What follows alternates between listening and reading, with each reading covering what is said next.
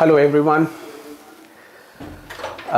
आज जो हमारा टॉपिक हमको डिस्कस करना है, हम अभी एनसीईआरटी लगातार 9वीं क्लास की एनसीईआरटी को हम डिस्कस कर रहे हैं। तो हमने कई सारे इम्पोर्टेंट एस्पेक्ट्स डिस्कस कर लिए आपके साथ। डेमोक्रेसी डिस्कस कर ली, उसके चैलेंजेस वगैरह को डिस्कस कर लिया, ये समझ लिया कि सरकारें कैसे बनती हैं। तो उसी प्रक्रिया में, उसी क्रम में आज हमको जो हमारी जो ऑर्गेनाइजेशंस हैं, जो संस्थाएं हैं, वो कैसे कामकाज करती हैं, उनकी प्रक्रिया के बारे में सारी डिटेल समझेंगे। बहुत सारे लोगों के मन में ये सवाल भी रहता है कि साहब प्रधानमंत्री कैसे काम करता है, राष्ट्रपति कैसे काम करता है, सरकारी आदेश कैसे जारी होते हैं, जो सर्कुलर्स होते हैं, गवर्नमेंट के सर्कुलर्स होते हैं, ऑफिशियल नोटिफिकेशंस वगैरह, ये सब बहुत छोटी छोटी चीज़ें हैं। तो जैसा मैं हमेशा कहता हूं कि जनरली जो चीज़ें आप एनसीईआरटी पढ़ते वक्त समझ लेते हैं, वो रेगुलर क्लासेस में वो सब कभी मौका ही नहीं मिलता वो डिस्कस करने का, वो स्पेस भी नहीं होता। हम तमाम सारे टेक्निकल एस्पेक्ट्स पे, बड़े बड़े एस्पेक्ट्स पे डिस्कस करते हैं। तो एनसीईआरटी वो मौका देती है जो आपकी बेसिक्स को क्लियर कर दे। ये उन बच्चों के लिए तो बहुत ही वरदान है जिनका बैकग्राउंड, पॉलिटिकल साइंस का कोई बैकग्राउंड नहीं है और कई सारी चीज़ों को लेकर उनके मन में डाउट होता है, कंफ्यूजन होता है। तो बहुत सिंसियरली आपको इन सारी चीज़ों से गो थ्रू होने की आवश्यकता है। तो चलिए बिना वक्त गंवाए हम अपने टॉपिक पे आते हैं। और जैसा कि हम कोई समरी बात नहीं करते, कोई सिनॉप्सिस बात नहीं करते, लाइन बाय लाइन चीज़ों को कोशिश करते हैं कि सारी चीज़ें आपसे गो थ्रू हो जाएं, ताकि आपका कॉन्फिडेंस बढ़ा रहे कि आपने एनसीईआरटी कंप्लीट कर ली। तो चलिए आज जो हमारा टॉपिक है वो संस्थाओं के कामकाज के बारे में है कि क्या क्या प्रक्रिया है, क्या प्रोसेसिंग होती हैं गवर्नमेंट्स में, गवर्नमेंट ऑर्गेनाइजेशंस में। तो एक इंट्रोडक्शन में ये क्या कहते हैं, इन्हीं की बात से शुरू करते हैं। लोकतंत्र का मतलब है लोगों द्वारा अपने शासकों का चुनाव करना भर नहीं। हाँ, डेमोक्रेसी का मतलब यही नहीं होता, हमने ये बात समझी है कि उसमें इन्वॉल्वमेंट भी चाहिए। लोकतांत्रिक व्यवस्था में शासकों को भी कुछ कायदे कानून को मानना होता है, ये भी हमने बात की है। रूल ऑफ लॉ इसी को कहते हैं, ठीक है, उसी को संविधानवाद कहते हैं। उन्हें भी संस्थाओं के साथ और संस्थाओं के भीतर ही रहकर काम करना होता है। यह अध्याय लोकतंत्र में संस्थाओं के कामकाज से संबंधित है। हम इसे समझने का प्रयास करेंगे कि हमारे देश में किस तरह महत्वपूर्ण फैसले करके उन्हें लागू किया जाता है। हम ये भी देखेंगे कि इन फैसलों से संबंधित विवादों को किस तरह सुलझाया जाता है। इस अध्याय में हम इन फैसलों को महत्वपूर्ण भूमिका निभाने वाली 3 संस्थाओं, विधायिका, कार्यपालिका और न्यायपालिका पर ध्यान केंद्रित करेंगे। तो यहां ये बात हमने कई बारी अलग अलग क्लासेस में, मैंने आपको स्ट्रक्चर बताया था। अभी कल की क्लास में ही मैंने आपको ये स्ट्रक्चर बनाया था कि विधायिका का स्ट्रक्चर आपने समझा था, और उसके पहले भी हम कई बार ये डिस्कस कर चुके हैं कि किस तरीके से जो सरकारें हैं उनका 3 इंपॉर्टेंट पार्ट है। एक होती है लेजिस्लेचर, एक होती है एग्जीक्यूटिव, एक होती है जुडिशरी।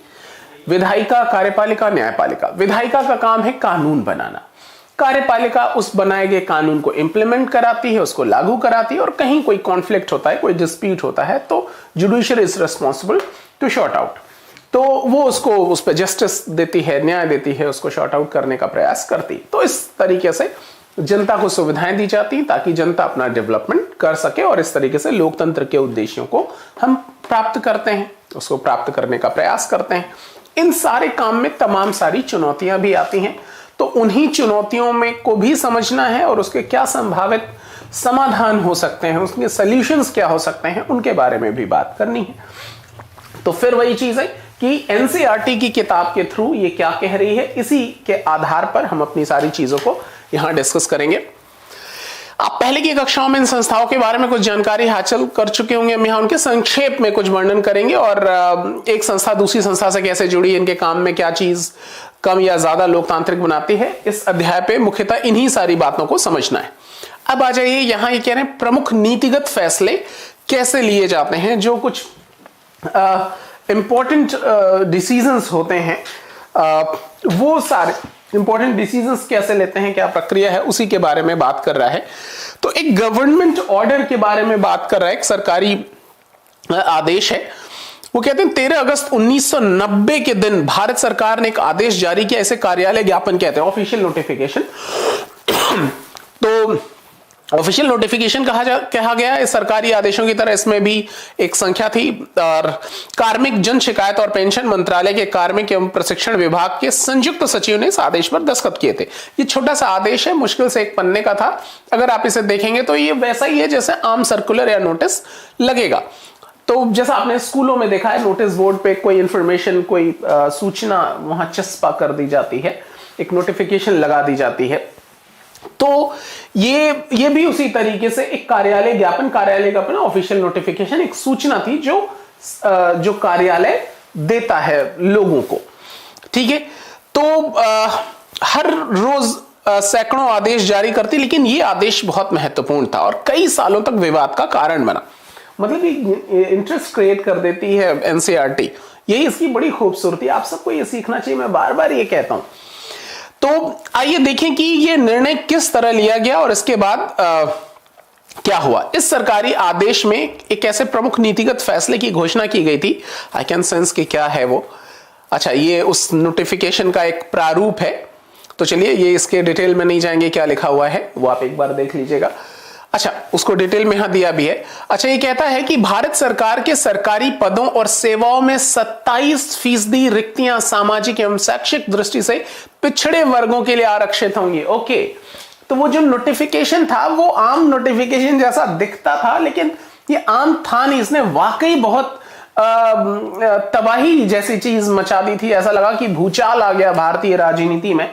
तो वो 1 पन्ने का सर्कुलर, 1 पन्ने का जो नोटिफिकेशन था, वो उसने एकदम वाकई जो इंडियन पॉलिटिकल सिस्टम है वो पूरा एकदम भूचाल सा आ गया।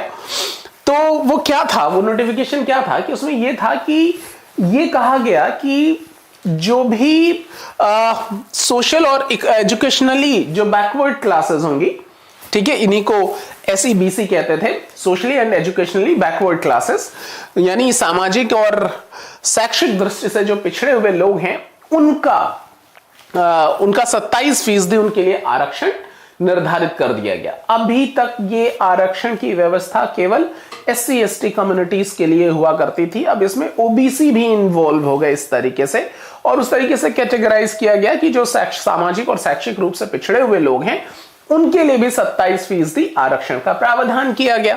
ठीक है, ये सारी चीजें जब आप मौलिक अधिकार पढ़ेंगे, फंडामेंटल राइट्स पढ़ेंगे, आर्टिकल 15, 16, तो ये सारी चीजें बहुत डिटेल में वहां आप पढ़ेंगे, मंडल कमीशन और ये सारी चीजें हम वहां बात करेंगे, ये सारा कैसे आया, क्या चीज हुआ।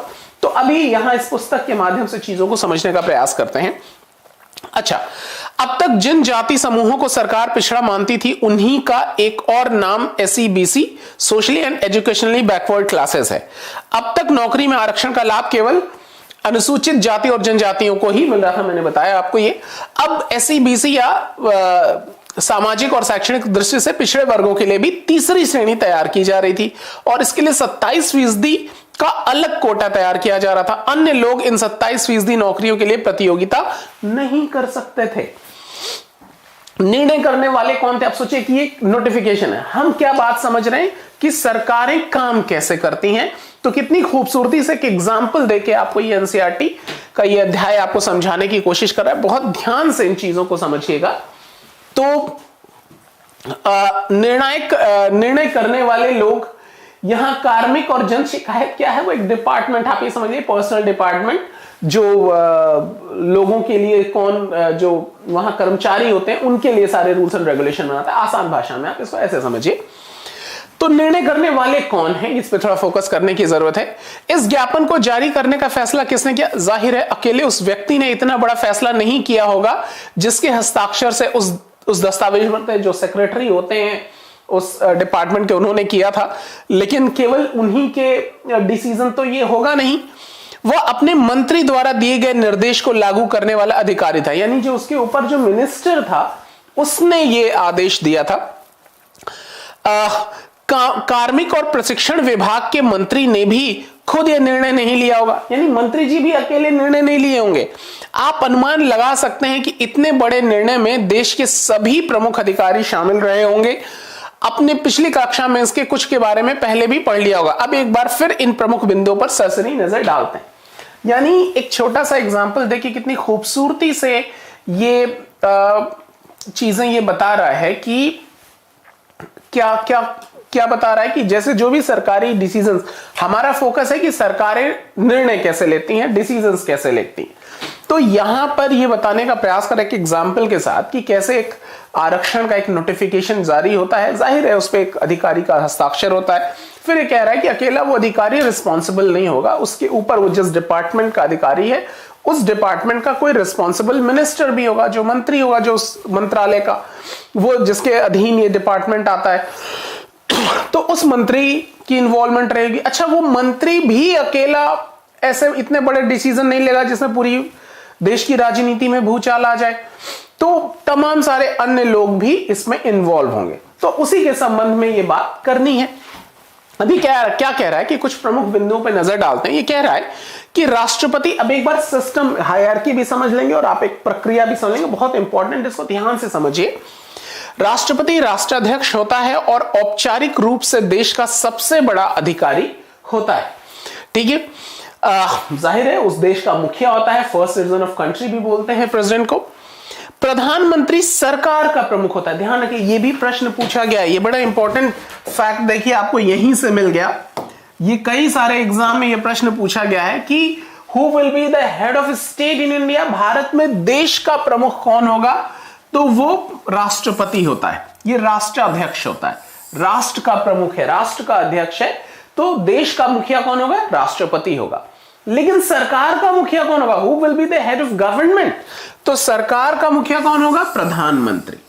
ये देखिए दो इंपॉर्टेंट फैक्ट्स तो आपको यहीं से मिल गए।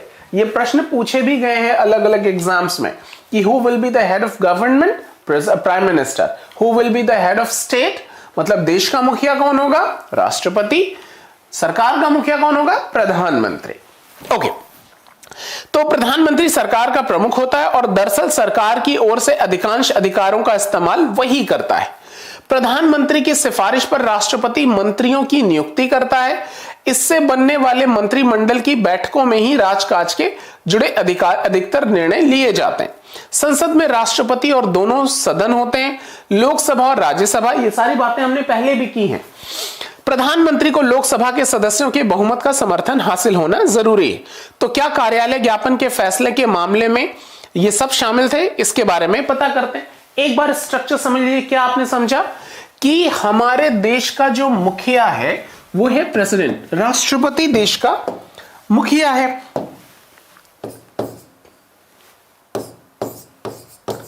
प्रेसिडेंट देश का मुखिया है, लेकिन ये अपनी सभी डिसीजंस लेता है with the advice of council of ministers. Council of ministers, मंत्रिमंडल, ये सारी बातें हम कर भी चुके हैं पहले, मैं एक बार फिर से इसको समराइज कर रहा हूं। तो मंत्री परिषद की सलाह से ये सभी डिसीजन लेता है।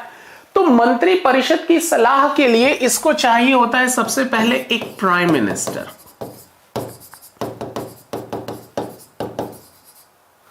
प्रधानमंत्री, ये सब अलग अलग अनुच्छेदों में संविधान में आप पढ़ते हैं, आर्टिकल 74, आर्टिकल 75, ये सब पढ़ते हैं आप वहां पर।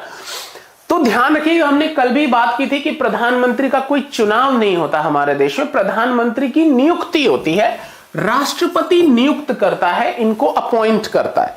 किसको अपॉइंट करेगा, जो लोकसभा में बहुमत दल का नेता होगा। यानी लोकसभा में जिसको भी मेजॉरिटी मिल जाएगी जिस पार्टी को, वो जिसको भी अपना नेता कह देगी, राष्ट्रपति उसको प्रधानमंत्री नियुक्त कर देगा। और फिर प्रधानमंत्री की सलाह से वो बाकी काउंसिल ऑफ मिनिस्टर्स की अपॉइंटमेंट करता ये राष्ट्रपति है। President he in council of ministers की भी अपॉइंटमेंट करता है, लेकिन इनको किसको करेगा, जिसको प्रधानमंत्री कह देगा, राष्ट्रपति उसको मंत्री बना देगा। तो मोटे तौर पे जो हमारे देश की कार्यपालिका है, जो एग्जीक्यूटिव बॉडी है, उसका स्ट्रक्चर ये है। हम इसको बहुत डिटेल में डिस्कस करते हैं कॉन्स्टिट्यूशन पढ़ते वक्त, ठीक है, एक एक चीज पे बहुत डिटेल में डिस्कस करते हैं। अभी मैं आपको केवल ये बता रहा हूं कि आपने ये 4 लाइनों में क्या पढ़ा। वो यही पढ़ा कि राष्ट्रपति देश का मुखिया होता है, ये देश का मुखिया है, लेकिन सरकार का मुखिया ये है। ठीक है, और इसकी सलाह से राष्ट्रपति बाकी मंत्रिपरिषद की भी नियुक्ति करता है। ये लोग जो डिसीजंस लेते हैं, चूंकि जनता के प्रतिनिधि, हमारे देश में लोकतंत्र है, तो इसीलिए जनता के प्रतिनिधि जो तय करते हैं राष्ट्रपति उसको मान लेता है। ठीक है, तो इस तरीके से हमारे देश में व्यवस्था चलती है। अब यहां ये प्रश्न है कि क्या कोई भी एक ऑफिस में जो भी नोटिफिकेशन आ रहा है उसके फैसले में ये सारे लोग शामिल होते हैं? इसको थोड़ा सा समझ लेते हैं। यहां ये सरकारी आदेश एक लंबे घटना चक्र का परिणाम था। भारत सरकार में 1979 में दूसरा, अच्छा देखिए आ गया मंडल आयोग, 1979 में दूसरा पिछड़ी जाति आयोग गठित किया था। इसकी अध्यक्षता वीपी मंडल, ये देखिए ये प्रश्न ये सब बहुत पूछे जाते हैं, ठीक है, वीपी मंडल ने की थी। इन्होंने ही सिफारिश की, मतलब इसी को आमतौर पर मंडल आयोग कहते हैं। बहुत इंपॉर्टेंट आयोग है ये, जो बैकवर्ड क्लासेस को क्लासिफाई करने का काम इस आयोग ने किया था। उसके पहले शुरुआत से SC ST कम्युनिटीज को तो काउंट किया जाता था हमारी व्यवस्था में, लेकिन अदर बैकवर्ड क्लासेस जिसको आप OBC कहते हैं, ये अलग से मेंशन नहीं था। ये मंडल आयोग की ही रिकमेंडेशन पर इस तरीके से OBC के लिए भी रिजर्वेशंस के प्रोविजंस जोड़े गए।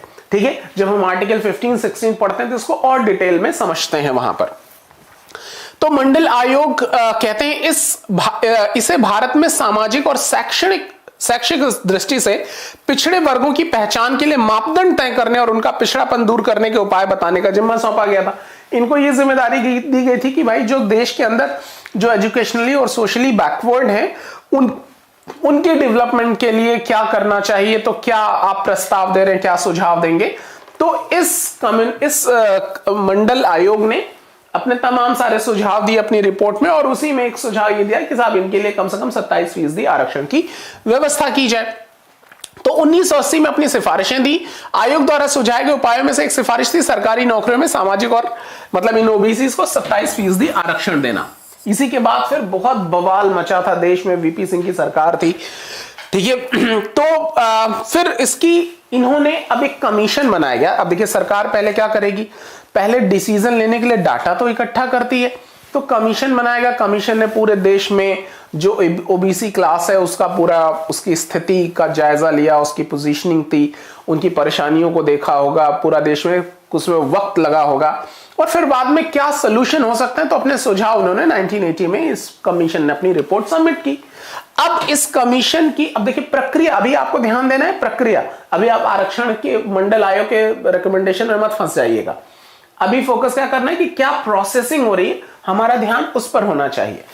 तो फिर इनकी सिफारिशों को पार्लियामेंट में प्रस्तुत किया गया। पार्लियामेंट का मतलब मैंने आपको क्या बताया था कि जब भी आपके कान में पड़े पार्लियामेंट, आपके दिमाग में आ जाना चाहिए राष्ट्रपति, लोकसभा, राज्यसभा, इन तीनों से मिलकर हमारी संसद का निर्माण होता है।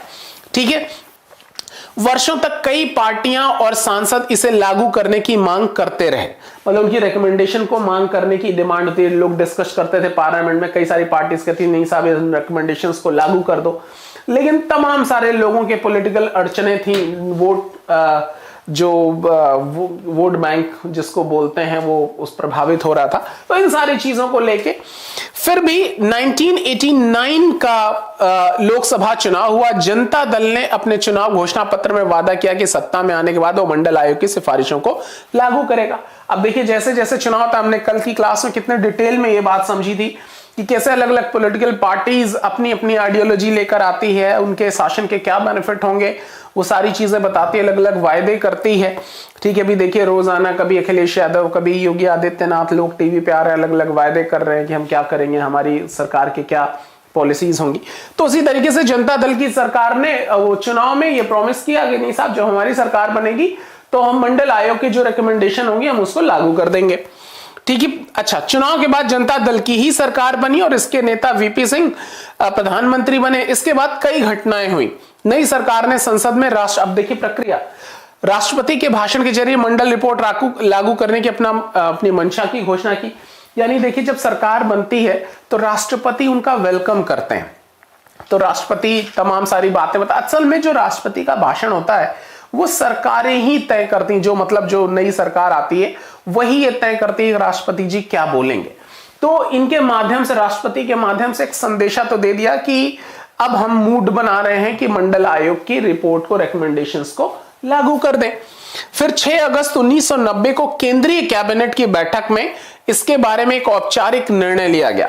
जो उनकी कैबिनेट मंत्रिमंडल की बैठक थी, फिर सारे मंत्रिमंडल में, मतलब वो सारे ही मंत्री होते हैं, प्रधानमंत्री वो मुखिया होता है मंत्रिपरिषद का, कैबिनेट में अलग अलग डिपार्टमेंट्स के हेड होते हैं, रक्षा मंत्री, गृह मंत्री, होम मिनिस्टर्स, फाइनेंस मिनिस्टर, ये सारे मंत्रियों से मिलकर जो बनता है उसी को कैबिनेट कहते हैं, मंत्रिमंडल कहते हैं। ठीक है, तो इस मंत्रिमंडल में इसको रखा गया, डिसीजन लिया गया, एक औपचारिक निर्णय लिया गया कि नहीं साहब अब इसको लागू कर ही देते हैं। फिर अगले दिन प्रधानमंत्री वीपी सिंह ने एक बयान के जरिए इस निर्णय के बारे में संसद के दोनों सदनों को सूचित किया। लोकतंत्र है, इनको बताना पड़ेगा, तो दोनों सदनों में, लोकसभा और राज्यसभा में, दोनों को इन्फॉर्म किया कि साहब we are going to implement, ठीक है, हम इसको लागू करने जा रहे हैं, ये सूचना दी उन्होंने। अच्छा, फिर ये सारे बड़े इंपॉर्टेंट कार्टून होते हैं, जरूर देखिएगा, बड़ा अच्छा मैसेज देते हैं ये सारे। तो चूंकि हमारे पास सीमित वक्त है, ज्यादा बातें करनी नहीं, तो कार्टून भी मेरा बड़ा मन होता है कि आपसे डिस्कस करूं। चलिए खैर, तो कैबिनेट के फैसले को कार्मिक तथा प्रशिक्षण विभाग को भेज दिया गया।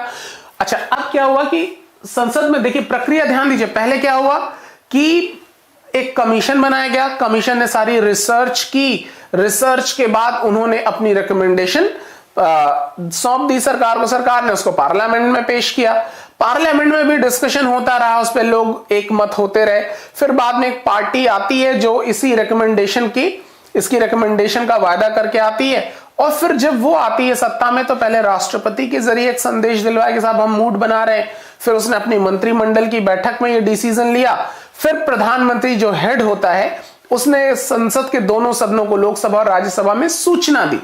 अब सूचना देने के बाद अब फिर क्या हुआ, अब ये जिस डिपार्टमेंट, चूंकि ये नौकरी और कर्मचारियों से रिलेटेड था, तो जो कार्मिक डिपार्टमेंट होता है वही जो पर्सनल डिपार्टमेंट है, जो लोगों की नौकरियों और इन सब के बारे में रेगुलेशंस तय करता है कि किसकी नौकरी कैसे लगेगी, क्या योग्यताएं होनी चाहिए, ये सारी चीजें जो एक नौकरी लगने के लिए जरूरत होती है, तो वो उनको हैंड ओवर किया कि साहब ये रिकमेंडेशन है हमारी। ठीक है, तो अधिकारियों ने कैबिनेट के निर्णय के मुताबिक एक आदेश तैयार किया और मंत्री जी की स्वीकृति के लिए केंद्रीय सरकार की तरफ से ले ली। यानी पूरा एक उसका प्रोफार्मा, क्या लैंग्वेज होगी, क्या भाषा होगी, ये सब अधिकारियों ने तैयार किया, और फिर मंत्री जी जो कार्मिक डिपार्टमेंट के हेड है उनसे स्वीकृति ले ली, साहब आप फाइनल अप्रूवल कर दो। एक अधिकारी जो उस डिपार्टमेंट का हेड होता है, एक अधिकारी ने उस आदेश पर हस्ताक्षर किए, और इस तरह से 13 अगस्त 1990 को यह तैयार हो गया। तो यानी प्रक्रिया क्या है, कोई आदेश जारी होता है, आप देख रहे हैं ये पूरी प्रक्रिया कितनी खूबसूरती से इस किताब ने समझा दी। और यकीन मानिए, मैं इतने दिनों से क्लासेस पढ़ा रहा हूं, सिविल सर्विसेज की क्लासेस, अलग अलग एग्जाम्स के लिए अलग क्लासेस दी हैं, ये सारी बातें बताने का स्पेस कहीं नहीं है, क्योंकि बाकी सिलेबस ही इतना बड़ा है और टेक्निकल पॉइंट्स ही इतने ज्यादा होते हैं। हम टेक्निकल पार्ट्स को डिस्कस करते हैं कि कौन सा कॉन्स्टिट्यूशन का कौन सा पार्ट, कौन सा आर्टिकल क्या कहता है, उन सारी चीजों को डिस्कस करते हैं, तो इन्हीं सारे चैलेंजेस, उनके सॉल्यूशंस, उस पर बात करते हैं। ये जो डिटेल है ये हमेशा मिस हो जाता है, क्योंकि वो स्पेस नहीं होता, बहुत बातें करनी होती हैं। तो अच्छा, हम ये मान लेते हैं कि ये सब तो आपको समझ में आता ही होगा। एनसीईआरटी पढ़ने का जो सजेशन आपको दिया जाता है वो यही उद्देश्य है। यहां से सीधे प्रश्न कभी कभार जो आते हैं वो तो आते ही आते हैं, जो सबसे बड़ी चीज है पूरा एक समझ समरी बन जाता है आपके दिमाग में। तो अभी हम यहां डिस्कस क्या कर रहे थे, हम यहां डिस्कस कर रहे थे कि सरकार की कार्यप्रणाली क्या है, वो कैसे काम करती है। तो आप एक एग्जांपल लिए कि एक रिजर्वेशन का फैसला लेना था कि जो ओबीसी क्लास होगा उसको 27% आरक्षण देना है, तो उसके लिए क्या प्रक्रिया की गई कि पहले एक कमीशन बनाया गया, एक आयोग बनाया गया जो देश में इनकी स्थिति का पूरा उसको रिसर्च करे, उनकी पोजीशनिंग को के बारे में एक निर्णय ले, फिर वो सारी रिपोर्ट, पूरा डिस्कशन, रिसर्च करके सारी जो एक्यूरेट स्थिति है फिर वो पार्लियामेंट में पेश होती है, पार्लियामेंट में डिस्कशन होता है, सारे देश के वहां रिप्रेजेंटेटिव्स हैं, आपने समझा, अपनी अपनी कॉन्स्टिट्यूएंसी से लोगों ने चुना होगा, सब लोग उस रिकमेंडेशन के सबके बीच में डिस्कस होता है, सब लोग अपनी अपनी पोजीशंस को देखते हैं कि हमारे देश में हमारी कॉन्स्टिट्यूएंसी की क्या पोजीशन है, सब अपनी राय देते हैं, सहमति में असहमति में, फिर उसी के बीच में एक आम राय बनती है, हाँ होना चाहिए नहीं होना चाहिए। तो ये होता है, फिर जो भी सत्ता में रहता है उसके ऊपर होता है इसको लागू करेगा कि नहीं करेगा। तो कई सारे डिसीजन ऐसे डिस्कशन होके वो पेंडिंग रहते हैं कि साहब कौन करे, हम करें कि तुम करो। अब उसमें वोट बैंक राजनीति होती है, वो एक अलग चीज है कि कौन डिस्टर्ब करे, कौन वोट बैंक को देखेगा, कैसे कौन करेगा। तो ये ऐसे हर पार्टी, आपने कल की क्लास में समझा भी है, तो उन्होंने वादा किया साहब मंडल कमीशन की रिपोर्ट रिकमेंडेशन को हम लागू कर देंगे। फिर संजोग से उनकी सरकार भी बन जाती है, अब उनको वादा पूरा करने का दबाव रहता है। फिर वो राष्ट्रपति के माध्यम से एक सूचना देते हैं, फिर उसको कैबिनेट में लेकर आते हैं, कैबिनेट में डिस्कशन करते हैं, सारे मंत्रियों से सबके डिपार्टमेंट का जायजा लेते हैं, उनकी एडवाइस लेते हैं। फिर उसके बाद वो रिलेटेड मतलब प्राइम मिनिस्टर उसको इन्फॉर्म करते हैं फिर से पार्लियामेंट को कि साहब हम ये करने जा रहे हैं। फिर वहां पे डिस्कशन वगैरह होता है और फिर फाइनली वो रिलेटेड डिपार्टमेंट, जिस डिपार्टमेंट की जिम्मेदारी होती है उस कानून को हैंडल करने के लिए, उस डिपार्टमेंट को इन्फॉर्म कर देते हैं कि साहब इसकी एक नोटिफिकेशन आप जारी कर दीजिए, अब ये अप्रूव्ड है। फिर जो उसका अधिकारी होता है उसके फाइनल सिग्नेचर से ये नोटिफिकेशन जारी हो जाता है और इस तरीके से कोई कानून, कोई नीति इंप्लीमेंट हो जाती। कितनी खूबसूरती से ये सारी चीजें आपको इसने समझा दिया। अब चलिए आगे क्या कहता है। अगले कुछ महीनों तक ये देश का सबसे ज्यादा चर्चित मुद्दा रहा। मैंने कहा ना कि भूचाल ले आ दिया था इसने, तमाम सारे लोगों ने आत्मदाह भी कर लिया, कई सारे सवर्ण कम्युनिटी के लोग, बड़े बड़े सारे डिस्कशन है इसमें। तो सभी अखबार और पत्रिकाओं में इस मुद्दे पे तरह तरह के विचार ये सब होता रहा। इनमें से कुछ हिंसक भी थे, मैंने बताया कि आत्मदाह वगैरह भी किया, बहुत तोड़फोड़ हुई, ठीक है। इससे नौकरियों के हजारों अवसर प्रभावित होने वाले थे, इसलिए लोगों की प्रतिक्रिया बहुत तीखी थी। क्योंकि अब सोचिए, पहले मान लीजिए 100 निकल रहा था, उसमें से मान लीजिए पहले ही 20 सीटें रिजर्व थी SC ST के लिए, सपोज मैं एक एग्जांपल बता रहा हूं, पता चला 27 और आ गई, ठीक है। तो वो सीटें तो कम होती जा रही ना, पता चला कि अब वही 51-52% में ही आपको सारा फाइट करना है, जनसंख्या उतनी है, इनफैक्ट बढ़ ही रही है लगातार। तो ऐसे में इस तरीके का रिजर्वेशन करना वो न्याय संगत सा प्रतीत नहीं होता। तो तमाम सारे इसमें लूप होल्स भी थे जिसको लेकर बड़े सारे डिस्कशन हुए, विवाद हुए, प्रतिक्रिया लोगों की तीखी थी। कुछ लोगों का मानना था कि भारत में विभिन्न जातियों के बीच समानता के कारण ही नौकरियों में आरक्षण की जरूरत है। उनका मानना था कि इससे उन लोगों को बराबरी पर आने का मौका मिलेगा जिनको सरकारी नौकरियों में अभी तक उचित प्रतिनिधित्व नहीं मिला है। अब देखिए, आरक्षण वैसे ही बहुत आप लोगों के बीच में तमाम सारे डिस्कशन है, तो हम आरक्षण के डिस्कशन में नहीं फंसेंगे। हमारा तो मोटिव यह है कि हम सरकार के कामकाज को समझें। ये तो एक एग्जाम्पल है। तो ये सारी चीजें आप देखिए इंप्लीमेंट होने के बाद भी ये सारी चीजें हो रही। तो कुछ लोग उसके फेवर में बात कर रहे थे कि नहीं साहब बहुत जरूरी है, सबको समानता का अवसर मिलेगा, बहुत सारे लोग हैं, आप लोकतंत्र के नाम पे कंपटीशन कराओगे, लेकिन सिचुएशन तो ऐसे है, तो जो लोग प्रिविलेज्ड लोग हैं सोशली, इकोनॉमिकली, एजुकेशनली, वो इसका फायदा उठा लेंगे, जो पिछड़े उनको फायदा मिलेगा ही नहीं। ये तो न्याय नहीं है, ये तो समानता नहीं, इसलिए इनको बराबरी लाने के लिए रिजर्वेशन की व्यवस्था करो। तो इस तरीके की बातें कई लोग फेवर में कह रहे थे, कई लोग कह रहे थे कि नहीं साहब ये काहे की समानता है, आप उनको एजुकेट करने की बात करो, नौकरी में आरक्षण क्यों दे रहे हो। तो सबके अपने अपने लॉजिक थे, ये सारा चीज ये चलता रहा। तो यहां पर इससे कई लोग कह रहे थे कि साहब ये एकता पर, जो हमारी यूनिटी है, उस पर ये चोट पहुंचाएगा, क्योंकि अगले के मन में दूसरे समुदाय के प्रति दुर्भावना आएगी, ठीक है। तो इस तरीके की ये सारी बातें होती रही, अलग अलग चीजें, कई सारे उदाहरण हमने पहले भी समझे हैं। फिर इस विवाद का निपटारा किसने किया? आप जानते हैं सरकारी निर्णय से उठने वाले विवादों का निपटारा सर्वोच्च न्यायालय और उच्च न्यायालय करते हैं। देखिए कितनी खूबसूरत चीज कि अब जब ज्यादा विवाद बढ़ गया तो फिर मामला कौन करेगा? कोई भी डिस्प्यूट, आपने अभी समझा कि सरकार के 3 पार्ट हैं, विधायिका, कार्यपालिका, न्यायपालिका। विधायिका कानून बनाती है, ठीक है, संसद में डिस्कशन करके पास हो गया कि ठीक है लागू कर दीजिए। कार्यपालिका ने, वो मंत्रालय और अधिकारियों ने मिलकर उसको इंप्लीमेंट करा दिया। अब इतना विवाद हो रहा है उसको लागू होने पर, तो फिर अब डिसीजन कौन देगा? अब उसके लिए मामला फिर सुप्रीम कोर्ट और हाई कोर्ट में जाता है, जगह अलग अलग जैसे जहां जरूरत पड़े।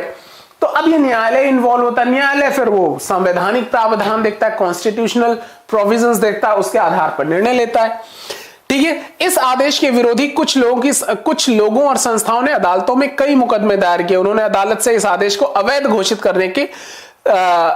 घोषित करके लागू होने से रोकने की अपील की। अभी देखिए किसान आंदोलन के संदर्भ में भी ऐसा हुआ था, वो जो CAA प्रोटेस्ट है उसमें भी कई सारे लोग इस कानून के विरोध में सुप्रीम कोर्ट में डिस्कशन लेके आए, तो किसान बिल तो खैर वापस ही ले लिया गया लेकिन ये सारे डिस्कशन ये जाते हैं, ये सब लोग इसके, कोई लोग फेवर में, कई लोग इसके अगेंस्ट में बात करते हैं। भारत के सर्वोच्च न्यायालय ने इन सभी मुकदमों को एक साथ जोड़ दिया। ठीक है, कई सारे मुकदमे थे, सबको एक साथ जोड़ दिया और इस मुकदमे को इंदिरा साहनी, बहुत इंपॉर्टेंट केस, एन बनाम भारत सरकार मामला कहा गया। Indira Sahni versus government of India, बहुत बहुत ही इंपॉर्टेंट मुकदमा है ये। इसका डिसीजन बड़ा लैंडमार्क डिसीजन था। ठीक है, आपके फंडामेंटल राइट्स वगैरह में बहुत इसका महत्व है, बहुत ध्यान से इसको समझना चाहिए।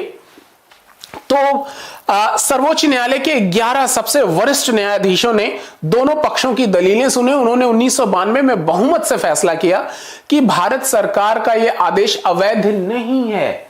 यानी सुप्रीम कोर्ट ने गवर्नमेंट ऑफ इंडिया के डिसीजन को अप्रूवल दे दिया, कहा कि नहीं, कॉन्स्टिट्यूशनली कहीं कोई प्रॉब्लम नहीं है।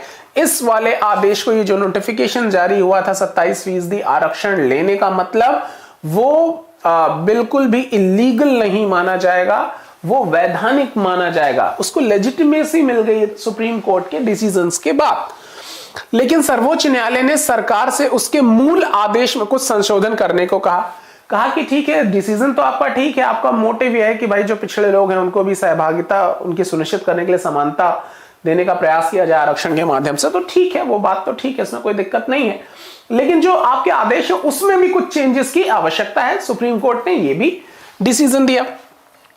ठीक है, उसने कहा कि पिछड़े वर्ग की अच्छी स्थिति वाले लोगों को आरक्षण का लाभ नहीं मिलना चाहिए। वहीं से क्रीमी लेयर वगैरह का प्रोविजन आया। उसी के मुताबिक 8 सितंबर 1993 को कार्मिक एवं प्रशिक्षण मंत्रालय ने एक और आदेश जारी किया। यह विवाद सुलझ गया और तभी से इस नीति पर अमल किया जा रहा है। ठीक है, वहीं से मतलब वो जो क्रीमी लेयर की, भाई जिनको लाभ मिल चुका है, मान लीजिए कोई ओबीसी का बेनिफिट लेके आईएएस बन गया, ठीक है, पता चला उसकी पत्नी भी आईएएस है, फिर अब उसके बच्चे को इसका बेनिफिट नहीं मिलना चाहिए, उसको क्रीमी लेयर मान लेंगे। जैसे क्रीम होता है ना, दूध गर्म किया तो क्रीम दूध के ऊपर जम जाता है, तो मतलब ये वो लोग हैं जिनको बेनिफिट मिल चुका है। ठीक है, तो जिनको बेनिफिट मिल चुका है उनको क्रीम की तरह निकाल दो, उनको बेनिफिट नहीं मिलना चाहिए। तो इन सारे संशोधनों की बात की गई, इसको भी आदेश में जारी किया गया। क्रीमी लेयर का भी प्रावधान जोड़ा गया। तो यहां में फिर आपको ध्यान किस बात पे करना है, क्या प्रक्रिया है इन आदेशों को देने की, सरकार कैसे काम करती है। अभी ये आरक्षण और ये क्रीमी लेयर और ओबीसी और इंदिरा साहनी केस, ये सब हम फंडामेंटल राइट डिस्कस करेंगे तो बहुत डिटेल में सबको डिस्कस करते हैं। ठीक है, अभी आपको ध्यान किस बात पे रखना है, एनसीईआरटी किस बात पे फोकस कर रही है, ये पुस्तक, ये अध्याय, कि क्या प्रक्रिया है सरकार के निर्णय लेने की, उसी पे आपका फोकस होना चाहिए। अच्छा, फिर राजनीतिक संस्थाओं की आवश्यकता क्या, why we need political organisations, क्यों जरूरत है उनकी। तो थोड़ी बहुत बातें तो हमने कल की भी क्लास में समझा था, लेकिन यहां देखें ये क्या कहता है। ये कहता है कि हमने एक उदाहरण देखा कि सरकार कैसे काम करती है। किसी देश को चलाने में इस तरह की कई गतिविधियां शामिल होती हैं। मिसाल के तौर पर सरकार पर नागरिकों की सुरक्षा सुनिश्चित करने और सबको शिक्षा और स्वास्थ्य सुविधाएं मुहैया कराने की जिम्मेदारी होती है, जाहिर है। ठीक है, उनकी डेवलपमेंट की बात करती नहीं है, डेमोक्रेटिक कंट्री है। तो इसमें पुलिस मतलब इसमें इससे सेना, पुलिस तथा विकास कार्यों पर खर्च करती है। वो विभिन्न कल्याणकारी योजनाएं, बहुत सारे जो डेवलपमेंट प्लानिंग है वो सब बनाकर उन्हें लागू करती है। कुछ व्यक्तियों को इन गतिविधियों को चलाने के लिए फैसला करना होता है। अब ये जो सारे डिसीजन होते हैं, कुछ लोग तो होंगे जो ये फैसला करेंगे, कुछ लोगों को इन्हें लागू कराना होता है, और इन फैसलों या फिर लागू करने में कोई विवाद उठता है तो ये भी तय करने वाला कोई होना चाहिए कि क्या सही और क्या गलत। हमने समझा विधायिका, कार्यपालिका और न्यायपालिका, यही बात को इसने यहां भी कहा। सबके लिए जानना भी जरूरी है कि कौन किस काम को करने के लिए जिम्मेदार है। यह भी जरूरी है कि भले ही प्रमुख पदों पर बैठे लोग बदल जाएं, लेकिन ये गतिविधियां जारी रहें। यानी ये अच्छी बात ये कही, इस बात को बहुत ध्यान देना चाहिए आपको। यानी कि राष्ट्रपति, प्रधानमंत्री, कोई जजेस, ये सब एक पद है ना। सुप्रीम कोर्ट के जज एक पद है, प्रधानमंत्री एक पद है, राष्ट्रपति एक पद है। कौन सा व्यक्ति उस पर बैठा हुआ है वो महत्वपूर्ण नहीं। यानी आज जो नरेंद्र मोदी जी जो डिसीजन ले रहे हैं, ये माना जाता है कि वो भारत के प्रधानमंत्री का डिसीजन है। इसीलिए जब भी कोई बात होती है, हमको मर्यादा, शालीनता का ख्याल रखना पड़ता है अपनी भाषा में, क्योंकि हम ये भी ध्यान रखना कि हम प्रधानमंत्री के बारे में बात कर रहे हैं, तो वो प्रधानमंत्री के डिसीजंस माने जाते हैं। अब कल को मोदी जी की जगह कोई और आ जाएगा, फिर भी प्रधानमंत्री पद तो हमेशा है, व्यक्ति उस पर से बदलते रह रहे। प्रधानमंत्री नहीं बदल रहा, राष्ट्रपति नहीं बदल रहा, ये हमेशा है। यानी हमेशा एक संस्था है जो नीतियां बना रही है, संसद के माध्यम से लोग आ जा रहे हैं, ठीक है, लेकिन संसद है, ये लोग कानून बना रहे हैं, फिर एक पूरी ब्यूरोक्रेसी है, पूरा एक क्या कहते हैं कार्यपालिका है, उसमें व्यक्ति बदल रहे हैं लगातार, लेकिन वो कार्यपालिका स्थिर है, वो उसको लागू करा रही है और कोई डिस्प्यूट होने पे न्यायपालिका डिसीजन ले रही है। वो जजेस आते हैं जाते हैं, लेकिन वो न्यायपालिका है, ठीक है, वो डिसीजंस देती है। तो इस व्यवस्था के साथ ये सारी चीजें काम हो रही हैं, ठीक है।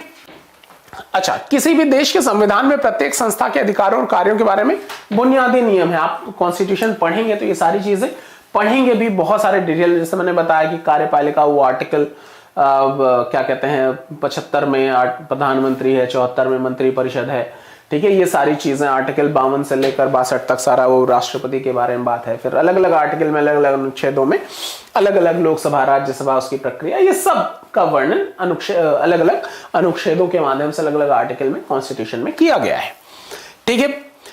प्रधानमंत्री और कैबिनेट ऐसी संस्थाएं हैं जो सभी महत्वपूर्ण नीतिगत फैसले लेती हैं, यानी जो पॉलिसी, अब इसको थोड़ा सा समझने की जरूरत है, यानी जो पॉलिसी मेकिंग, जो इंपॉर्टेंट पॉलिसी मेकिंग होती है, उसके जो फाइनल डिसीजंस होते हैं, मतलब जो कि अब ये इसको फाइनल इसको अप्लाई ही कराना है, तो वो डिसीजन कौन लेता है? प्राइम मिनिस्टर और उनकी कैबिनेट, मंत्री पर मंडल मतलब प्रधानमंत्री और उनकी मंत्रिमंडल ही इस बारे में डिसीजन लेती हैं,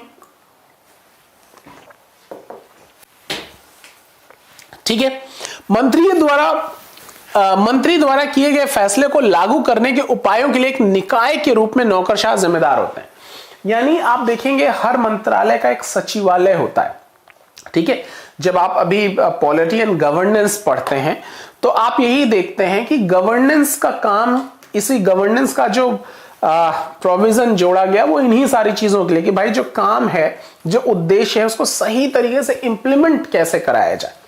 तो एक मंत्रालय है, ठीक है, मान लीजिए कोई रेल मंत्रालय है, तो रेल मंत्रालय है, अब रेल मंत्रालय का उनका एक सचिवालय भी होता है, जैसे प्रधानमंत्री का सचिवालय है, राष्ट्रपति का सचिवालय है, तो हर मंत्रालय का अपना एक सचिवालय है, मतलब उसमें ब्यूरोक्रेट्स जो आईएएस, आईपीएस, आईएफएस ऑफिसर्स होते हैं अलग अलग डिपार्टमेंट में अकॉर्डिंगली, वो सब जाते हैं। ये सारे लोग ट्रेंड लोग हैं, उन सारी चीजों की जानकारी रखते हैं।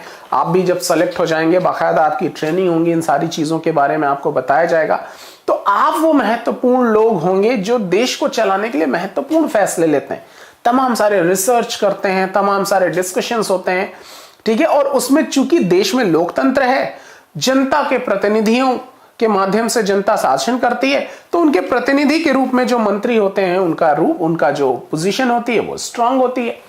तो फिर ये जो ब्यूरोक्रेसी होती है, ये जो नौकरशाह जिसको बोला जा रहा है, इनकी जिम्मेदारी होती है कि इसको एक ऑर्गेनाइज्ड फॉर्म दें।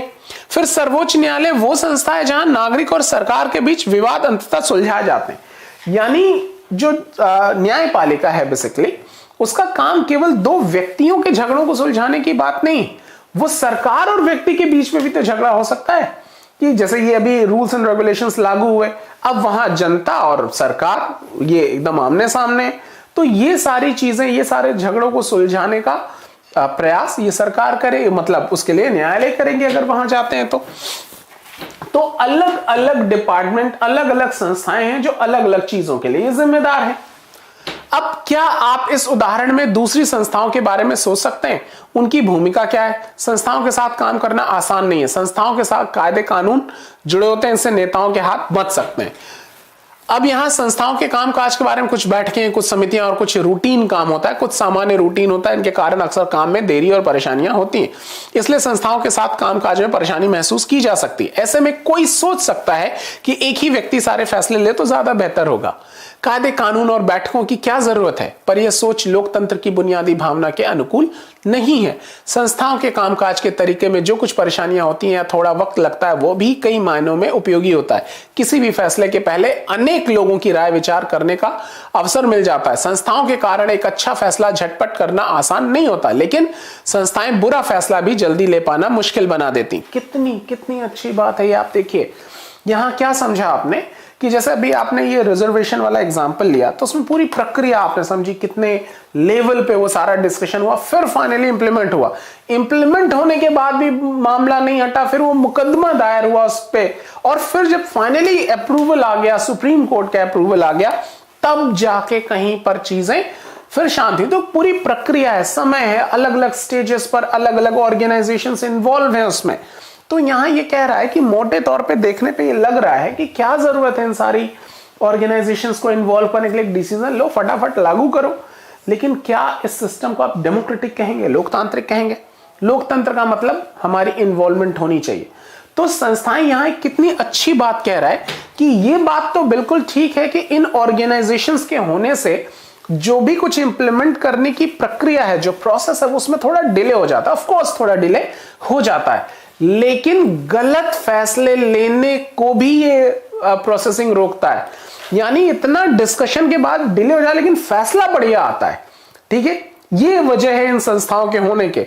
तो अगर फैसला, मान लीजिए उसमें गलतियां भी होने, लेकिन कोई गलत फैसला भी रोकने के लिए उतनी ही दिक्कत होगी, क्योंकि प्रक्रिया अपनानी पड़ेगी। अब जैसे यहां यही एनसीईआरटी है, मेरे लिए कितना आसान होता कि मैं 8-10 पॉइंट्स बना के आ जाऊं कि इस टॉपिक में ये 10 पॉइंट हैं, ठीक है, और हर चीज का क्या मतलब है और संविधान की चीजों को बताना शुरू कर दूं। तो फिर आपको लग तो जाएगा हाँ हाँ बता दिया, लेकिन मन में कहीं खटक रहेगी, यार एनसीईआरटी में क्या वाकई ये लिखा है, नहीं लिखा है।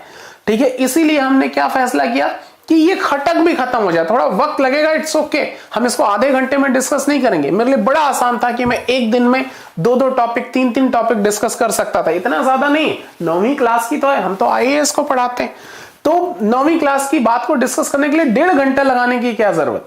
लेकिन उसके पीछे मोटिव है कि ठीक है, एक बार समय लगने दो आप, लेकिन इसके बाद आप बिल्कुल मज के निकलोगे।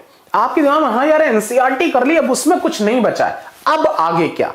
तो जब आपकी तैयारी एक ऊंचे दर्जे की है, आप एक लंबे, एक बड़े उद्देश्य के लिए प्रयास कर रहे हैं, तो ऐसे में ये वाला जो टाइम है वो आपके बेस को मजबूत करेगा, और इसका सारा मजा आपको एग्जामिनेशन हॉल में मिलेगा, जब आप क्वेश्चंस देख के बहुत कंफर्टेबल फील करोगे, जब आपने टेक्स्ट बुक्स पढ़ोगे तो बहुत कंफर्टेबल फील करोगे।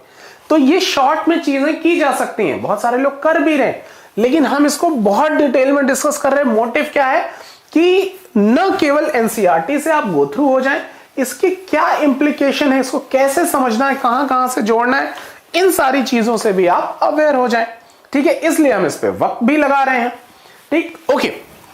अब यहां संसद, हमने हालांकि इसके बारे में भी थोड़ी सी बात की है, कल ही की क्लास में हमने स्ट्रक्चर समझा था संसद का। अभी इस कॉन्टेक्स्ट में क्या है, इसको भी, इस संदर्भ में क्या बात कर रहा है, इसको भी थोड़ा सा समझने की कोशिश करते हैं। तो कार्यालय, फिर ध्यान रखिएगा, यहां हम संसद समझ रहे हैं, 9वीं क्लास की एनसीईआरटी क्या किस कॉन्टेक्स्ट में कर रही है, यहां संसद समझ रहे हैं, उसके स्ट्रक्चर, संवैधानिक संसद नहीं जो संविधान में लिखा हुआ है, वो एक अलग कॉन्टेक्स्ट है, वो अलग प्रक्रिया है। अभी जो हम समझ रहे हैं वो सरकार के कामकाज को समझने में संसद की क्या भूमिका है, उसको समझ रहे हैं ना। तो बाकी चीजों में मत उलझिएगा। ओके, कार्यालय ज्ञापन के उदाहरण में क्या आपने संसद की भूमिका याद है?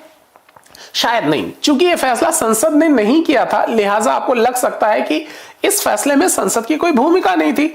लेकिन पहले हम कुछ घटनाओं पर नजर डालकर देखते हैं कि क्या उनमें संसद का कहीं कोई जिक्र था। हम उन्हें निम्नलिखित वाक्यों को पूरा करके, अब यहां मंडल आयोग की रिपोर्ट पर यहां संसद में चर्चा, यानी जब वो कमीशन बना था तो पहले कहां डिस्कशन हुआ, संसद में हुआ। फिर भारत के राष्ट्रपति ने इसका जिक्र पार्लियामेंट में किया, प्रधानमंत्री ने संसद को सूचना दी। ठीक है, तो ये देखिए, ये सारे कितना, कुछ लिखा नहीं है, कितना खूबसूरती से है कि देश की सामान्य जनता ने पार्लियामेंट को अपने हाथों पर लगा रखा है। ठीक है, ये अपने आप में बहुत बड़ा मैसेज है। इसी एक को एक्सप्लेन करना हो तो मेरे को भी इंप्रूव करना चाहिए अपनी बातों पर। तो ये बड़ा खूबसूरत है, इसको समझने की जरूरत है आपको। और जैसे जैसे आप चीजों को डिटेल में समझेंगे, ये सब चीजें आपको बहुत मजेदार लगेंगी। ओके, यहां यह फैसला सीधे संसद में नहीं किया गया, लेकिन इस रिपोर्ट पर संसद में हुई चर्चा से सरकार की राय प्रभावित हुई थी। इसकी वजह से सरकार पर मंडल आयोग की सिफारिश पर कार्रवाई करने के लिए दबाव बना था। अब भाई मंडल आयोग ने उस पर एक रिकमेंडेशन दी, तो फिर वो सारी चीजें, जैसे हम आपको यहां एनसीईआरटी पढ़ाने का विचार क्यों आया, ठीक है, वो इसलिए आया कि आप लोगों से लगातार संवाद करते हुए क्लासेस के दौरान, वैसे भी आपके तमाम सारे, आपसे जब हम कम्युनिकेट करते हैं स्टूडेंट से, जब आपकी समस्याओं को सुनते हैं, तो आपकी समस्याओं से सुनने के बाद हमको लगता है यार ये अगर ये बच्चे ये काम कर लेना तो इनका काम अच्छा हो जाएगा। अच्छा, हम टीचर्स कह के तो आगे निकल जाते हैं एनसीईआरटी पढ़ लो बहुत मदद हो जाएगी। अब आप एनसीईआरटी पढ़ते हो तो इन सारे पॉइंट्स को उस तरीके से कनेक्ट नहीं कर पाते हो।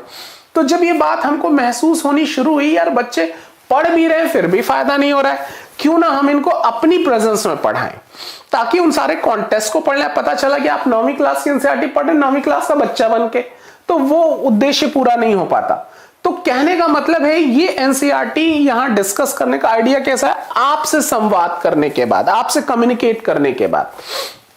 तो जनता जब भी कोई पॉलिसी डिस्कस होती है, पार्लियामेंट में रखा गया तो मंडल कमीशन ने अपनी रिकमेंडेशन रखी, तो संसद में हुए पॉजिटिव रिस्पांस को देखते हुए लगा कि यार इसको लागू करा ही देना चाहिए। संसद में कौन है?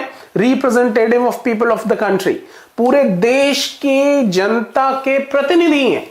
तो वो लोग अलग अलग राज्य सरकारों के प्रतिनिधि हैं, आपने समझा था लोकसभा राज्यसभा में आपको बताया था। तो ये सारे लोग किस तरीके से इन्वॉल्व होकर जब डिसीजन लेते हैं तो लगता है कि नहीं यार बात तो बिल्कुल ठीक है और ये बात लागू होनी चाहिए। तो संसद की इन्वॉल्वमेंट बहुत जरूरी है, ठीक है। अच्छा, ये कह भी रहा है अगर संसद इसके पक्ष में नहीं होती तो ये कभी लागू नहीं होता। उसको लागू करने का आइडिया कहां से? क्योंकि संसद में लोग इसके पक्ष में थे। तो इससे अंदाजा लगा सकते हैं क्यों सरकार ये कदम नहीं उठा सकते, मतलब उसको अवॉइड क्यों नहीं कर सकती थी। तो संसद के बारे में, संसद का महत्व तो यहीं से पता चलना शुरू हो जाता है। अच्छा, फिर कह रहा है हमें संसद की आवश्यकता क्यों है, इसको और थोड़ा सा समझते हैं। एक तो वो क्यों डिस्कस किया, ताकि लोगों, देश की जनता की राय पता चल जाए। अब जरूरत और क्यों है? हर लोकतंत्र में निर्वाचित जनप्रतिनिधियों की सभा जनता की ओर से सर्वोच्च राजनीतिक अधिकार का प्रयोग करती है। अब ये बड़े बड़े सेंटेंस है, आसान भाषा में समझिए कि देश की जनसंख्या के रिप्रेजेंटेटिव कहां हैं? जनता के रिप्रेजेंटेटिव, उनके प्रतिनिधि कहां हैं?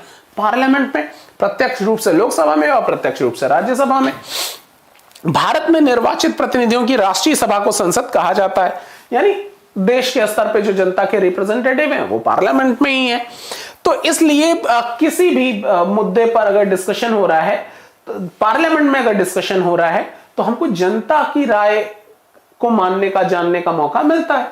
यही वजह है कि अगर संसद में लगातार, अगर आप गौर कीजिए, एक नागरिक की हैसियत से जब आप पार्लियामेंट की बैठकों को देखिए और देखिए कि बैठकों में डिस्कशंस हो रहे हैं, नहीं हो रहे हैं।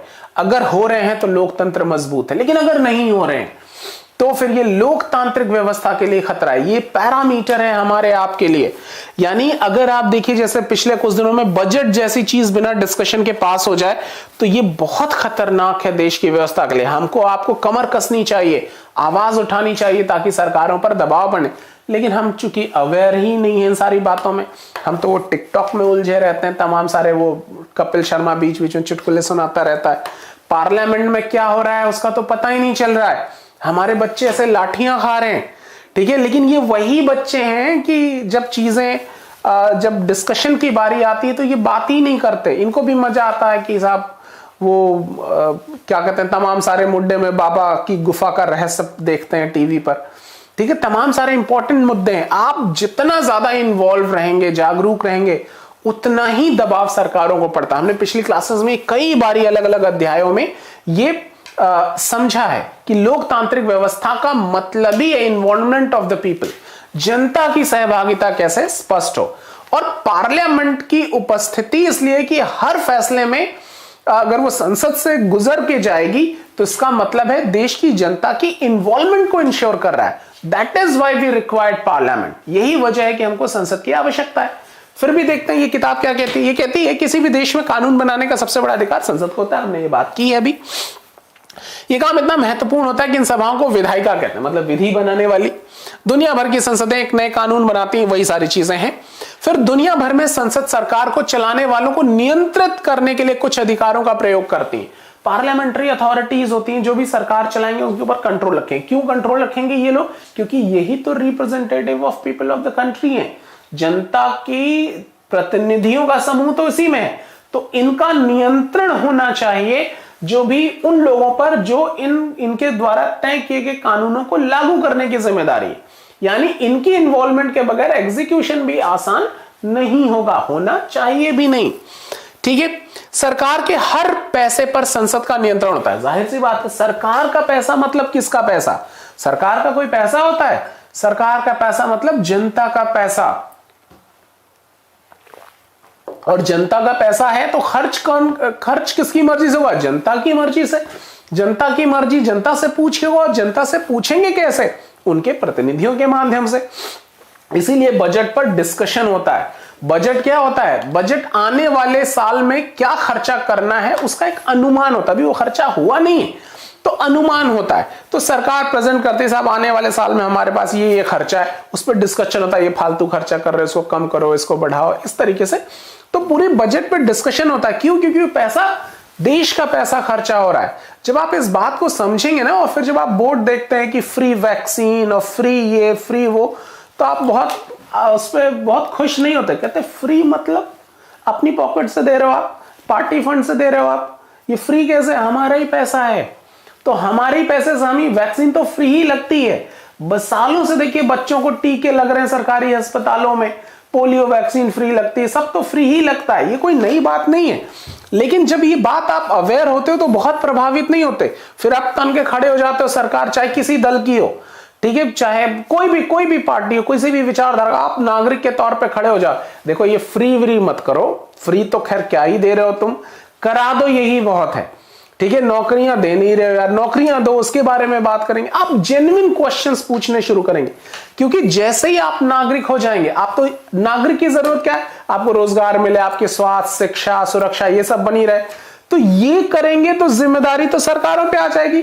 इसीलिए वो आपको हमेशा फुसलाते रहते हैं, अरे ठीक है नागरिक ठीक है, लेकिन अपना धर्म भी तो देखो, जाति देखो, कितना शोषण हुआ, ये कर रहे हैं, ये हो रहे हैं, एक दूसरे को सब भड़काए जा रहे हैं।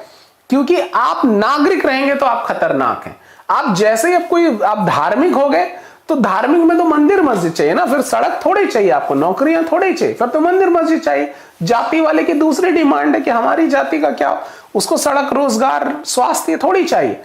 तो वहां फुसलाना आसान हो जाता है। आप नागरिक पड़े रहो कि नहीं मंदिर मस्जिद वो हम देख लेंगे, आप देख लो, आप बताओ हमको हमारे पड़ोस में जुम्मन चाचा रहते हैं, हमको उनसे झगड़ा करना है, उनसे प्यार से रहना है, वी विल डिसाइड। आप हमारे बताओ कि हमारे घर के सामने की नाली क्यों बह रही है, उसको ठीक कराओ, रोड लाइट पे लाइट क्यों नहीं है, हमारी सुरक्षा की व्यवस्था नहीं है यार। तो ये सारी चीजें कि यार हम बिजली का बिल देते हैं, फिर हमको जनरेटर क्यों, इन्वर्टर क्यों लगाना पड़ रहा है, आपको शर्म नहीं आती? तो ये सारी चीजें जब आप बात करोगे नागरिक के तौर पर, तो फिर आपकी जिम्मेदारियां तय होंगी, और सरकार किसी भी दल का हो वो उसकी जिम्मेदारियां तय होनी शुरू हो जाएंगी। ये देखने की जरूरत बहुत है आपको। ये सारी चीजें हो पाती हैं तब जब आपका प्रतिनिधित्व कोई कर रहा हो, संसद का होना इसीलिए जरूरी है। ओके, फिर ये आता है संसद के दो सदन। हमने इसके बारे में भी बात कर रखे हैं कि पार्लियामेंट के दो हाउसेस होते हैं, इन्हीं के जबान से समझते हैं ये क्या कह रहा है। चूंकि आधुनिक लोकतंत्र में संसद बड़ी महत्वपूर्ण भूमिका निभाती है, लिहाजा अधिकांश बड़े देशों में संसद की भूमिका और अधिकारों को दो हिस्सों में बांट दिया जाता है। इन्हें चैम्बर या सदन कहते हैं, हाउसेस बोलते हैं। इस सदन के सदस्य आमतौर पर सीधे जनता के द्वारा, ये सारी चीजें हम डिस्कस कर चुके हैं कि पार्लियामेंट है, बिना मैं इस लाइन को पढ़े हुए चीजें वही बता दूं कि पार्लियामेंट के दो सदन, लोकसभा, राज्यसभा, मतलब पार्लियामेंट तीन चीजों से मिलकर बनती है, लोकसभा, राज्यसभा, राष्ट्रपति। हमने ये बात समझी भी है। फिलहाल ये दो सदनों के बारे में बात कर रहा है, दो हाउसेस के बारे में बात कर रहा है, एक लोकसभा है, दूसरी राज्यसभा है। लोकसभा है जनता के प्रत्यक्ष निर्वाचित सदस्यों की सभा होती है, यानी जनता ने डायरेक्ट वोट किया है किसी को, तो डायरेक्ट वोट किया है तो जनता का सीधा रिप्रेजेंटेशन लोकसभा में हो गया। और हमने कल भी ये बात समझी थी कि किस तरीके से राज्य सरकारों का प्रतिनिधित्व राज्यसभा के माध्यम से संसद में हो जाता है। तो वहां भी कौन चुन के भेज रहा है? एमएलएस कौन है? वो भी जनता के प्रतिनिधि हैं। तो इनडायरेक्टली राज्यसभा में भी जनता ही भेज रही। तो पार्लियामेंट की जो जरूरत है, जो एक क्या कहता है, जनता के सीधे रिप्रेजेंटेशन को इंश्योर करता है, और दूसरे राज्य सरकारों को क्या दिक्कतें हो रही, उनकी भी समस्याओं, उनकी भी सहूलियत का ख्याल रखता है। तो लोकसभा और राज्यसभा मिलकर देश की कानून व्यवस्था को मजबूत करने का प्रयास करते हैं, उनके लिए ऐसे कानून बनाने का प्रयास करते हैं जो सभी के लिए, सभी देश, पूरे देश में, भारत जैसे देश में जो विभिन्नताओं से भरा हुआ है उसमें लागू कराना आसान हो। इसलिए हमको इन 2 सदनों की जरूरत है। इसमें यही बता रहा है, राज्यसभा उसको काउंसिल ऑफ स्टेट्स कहते हैं और लोकसभा को हाउस ऑफ पीपल कहते हैं। इनको 1954 में लोकसभा और राज्यसभा नाम दिया गया। पहले इसको हाउस ऑफ पीपल, लोकसभा का हाउस ऑफ पीपल कहते थे और राज्यसभा को काउंसिल ऑफ स्टेट कहते थे। 1954 में इनको लोकसभा और राज्यसभा कहा जाना शुरू किया गया। ठीक है, राष्ट्रपति संसद का हिस्सा होता है, ये बात हमने समझी थी। President is a part of parliament, he is not member of parliament, don't forget. राष्ट्रपति संसद का भाग होता है। Without president there is no parliament. राष्ट्रपति के बगैर संसद होगी ही नहीं। ठीक है, but it doesn't mean president is a member of parliament. President is not an MP. राष्ट्रपति संसद का सदस्य नहीं होता, वो संसद का भाग होता है। यानी लोकसभा, राज्यसभा, किसी भी सदन का सदस्य नहीं होता राष्ट्रपति। President is not an MP, not a member of parliament, he is a part of parliament. Without president there is no parliament. Clear है? तो राष्ट्रपति संसद का भाग होता है, संसद का सदस्य नहीं होता। और संसद का भाग क्यों कहते हैं इसको? क्योंकि आपने अभी समझा कि देश में कानून बनाने की जिम्मेदारी पार्लियामेंट की है और कोई भी कानून तब तक कानून नहीं बनेगा जब राष्ट्रपति उस पर साइन नहीं कर देंगे। तो लोकसभा और राज्यसभा मिलकर कानून बनाती है और कोई कानून माना नहीं जाएगा तब तक जब तक राष्ट्रपति साइन नहीं करेंगे। इसीलिए प्रेसिडेंट ऑटोमेटिकली पार्ट हो जाता है संसद का। ठीक है, ओके। फिर ये आगे क्या कह रहे हैं? अपनी पिछली कक्षाओं में भारतीय संसद के बारे में पढ़ा है। अध्याय 4 से हम आपको पता चल गया कि लोकसभा का चुनाव कैसे था। हमने ये सब पिछली क्लास में भी डिस्कस किया है। ये सारी चीजें, कुल सदस्य संख्या कितनी होती है, सदस्यों को कौन चुनता है, सारी चीजों को हम डिस्कस कर भी चुके हैं। अब आ जाएगी लोकसभा बनाम राज्यसभा, ये भी थोड़ा सा समझ लेते हैं। कॉन्स्टिट्यूशन ये सब पढ़ेंगे ना, और ये सारी जानकारी आपको मजा आ जाएगा वहां पढ़ने में। एकदम लगेगा सब तो आप जानते हैं, थोड़े थोड़े आर्टिकल्स आपको याद करने और आपका काम हो जाता है। ओके, अब यहां ये क्या है? दोनों सदनों में अधिक प्रभावशाली कौन है? राज्यसभा को कभी कभी अपर हाउस और लोकसभा को लोअर हाउस कहा जाता है। इसका यह मतलब नहीं कि राज्यसभा लोकसभा से ज्यादा प्रभावशाली होती है, यह महज बोलचाल की भाषा। देखिए, एक और फैक्ट मिल गया कि Rajya Sabha is known as upper house, ठीक है, Lok Sabha is known as lower house. उसको उच्च सदन कहते हैं, इसको निम्न सदन कहते हैं। तमाम सारे और क्या कहते हैं, तमाम सारे और चीजें हैं जो क्या कहते हैं, नाम है इनके। अभी आगे जब आप कॉन्स्टिट्यूशन आपसे डिस्कस करेंगे तो हम बात करेंगे। अच्छा, कई सारे लोग प्रश्न इसलिए पूछते हैं ये चेक करने के लिए कि लाइव है या नहीं। ओके, चलिए, लाइव हो ना हो क्या करना, आपकी जानकारी तो क्लियर हो रही है ना। ठीक है, ओके। अच्छा, यहां हमारे संविधान में राज्यों के संबंध में राज्यसभा को कुछ विशेष अधिकार दिए गए हैं, लेकिन अधिकतर मसलों पर सर्वोच्च अधिकार लोकसभा के पास ही हैं। आइए देखते हैं कैसे। मतलब ये कह रहा है कि लोकसभा राज्यसभा दोनों ही हैं, लेकिन बेसिकली चीजें क्या हैं कि चूंकि वो जनता का प्रत्यक्ष प्रतिनिधित्व करता है लोकसभा, तो ऑब्वियसली उनके पास कुछ अधिकार ज्यादा हैं। ठीक है, तो यहां ये कैसे है यही समझाने की कोशिश कर रहा है। ये कह रहा है किसी भी सामान्य कानून को पारित करने के लिए दोनों सदनों की जरूरत होती है। यानी कोई भी जो सदन है, आप देखिए होता क्या है जनरली कि पार्लियामेंट है, प्रेसिडेंट, लोकसभा, राज्यसभा। यहां कोई भी कानून किसी भी हाउस में प्रेजेंट किया जा सकता है बनाने के लिए। जिस हाउस में भी प्रेजेंट किया, मान लीजिए लोकसभा में कोई प्रपोजल रखा गया कि कानून बनना चाहिए, यहां से पास होगा तो राज्यसभा में जाएगा, यहां से भी पास होना चाहिए। जब दोनों हाउसेस से पास होगा फिर फाइनल प्रेसिडेंट के अप्रूवल के लिए जाएगा। प्रेसिडेंट उस पर अप्रूवल दे देंगे, वो अपने आप कानून बन जाता है। तो मोटे तौर पे प्रक्रिया यही, हम इसको बहुत डिटेल में भी डिस्कस करेंगे। तो यहां ये कह रहा है दोनों सदनों के सदस्य एक साथ बैठते हैं। सदस्यों की संख्या अधिक होने के कारण इस तरह की बैठक में लोकसभा के विचार को प्राथमिकता मिलती है। जाहिर है, इनकी 545 सदस्य संख्या है, तो इनके वोट की वैल्यू, इनकी जो मत है उनका प्रभाव ज्यादा रहेगा। लोकसभा पैसों के मामले में अधिक अधिकारों का प्रयोग करती है। आप अभी समझेंगे, आगे जब कॉन्स्टिट्यूशन पढ़ेंगे तो आप पाएंगे कि मनी बिल जब भी इंट्रोड्यूस होता है वो लोकसभा में ही होता है। ठीक है, राज्यसभा को इसको पास करना भी पड़ता है। हम ये सब बहुत डिटेल में डिस्कस करेंगे। मनी बिल, फाइनेंस बिल, इन सारी चीजों को। तो जो भी ये कह रहा है वित्तीय मामले हैं उसमें लोकसभा की जो उसके जो अपनी ओपिनियन होती है उसकी वैल्यू ज्यादा होती है। फिर सबसे बड़ी बात तो यह है कि लोकसभा मंत्री परिषद को नियंत्रित करती है। आपने समझा भी है कि प्रधानमंत्री कौन बनता है, राष्ट्रपति किसको प्रधानमंत्री नियुक्त करता है, जो लोकसभा में बहुमत दल का नेता होता है, यानी और फिर प्रधानमंत्री की सहायता से राष्ट्रपति अन्य मंत्रियों की नियुक्ति करते हैं। इसका मतलब यह है कि जो पूरी मंत्री परिषद है, जो काउंसिल ऑफ मिनिस्टर है, जो मेन एग्जीक्यूटिव बॉडी है हमारे देश की, उसको नियंत्रित करने में सबसे बड़ा रोल किसका है, लोकसभा का है। ठीक है, ये एक बड़ा महत्वपूर्ण, और आप पढ़ेंगे भी आगे कि मंत्री परिषद सामूहिक रूप से लोकसभा के प्रति उत्तरदायी होती है ना। तो ये भी इस वजह से लोकसभा का चूंकि प्रत्यक्ष नियंत्रण है कार्यपालिका के रूप में मंत्री परिषद पर, इसलिए भी इसका महत्व थोड़ा सा ज्यादा होता है। अब यहां पर कुछ एक्सरसाइजेस हैं, जरूर आप इस पर देखिएगा इसको।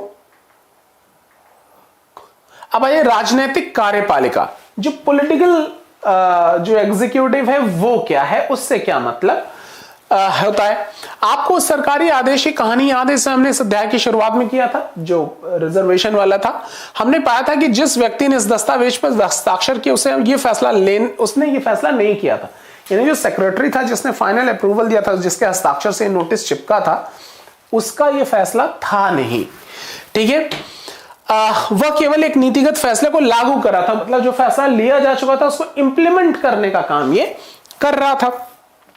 ठीक है, अच्छा, अब यहां हमने फैसला करने में प्रधानमंत्री की भूमिका देखी। प्रधानमंत्री को देखा कि कैसे वो सूचना देते हैं सारे संसद को और अपनी कैबिनेट में डिस्कशन करते हैं। तो यहां पर अगर उन्होंने लोकसभा का समर्थन नहीं होता तो ये फैसला नहीं कर सकते। तब यहां थोड़ी सी बात समझने की जरूरत है कि कोई भी मंत्री फैसला कब कर पाएगा, कब लागू कर पाएगा, जब उसको जनता का समर्थन हो। जनता के प्रत्यक्ष निर्वाचित सदस्य का है लोकसभा में, इसीलिए लोकसभा का समर्थन बहुत महत्वपूर्ण होता है किसी भी मंत्री के ताकतवर होने के लिए। यहां सारी चीजें अभी आप और बहुत डिटेल में इन सब चीजों को समझेंगे भी।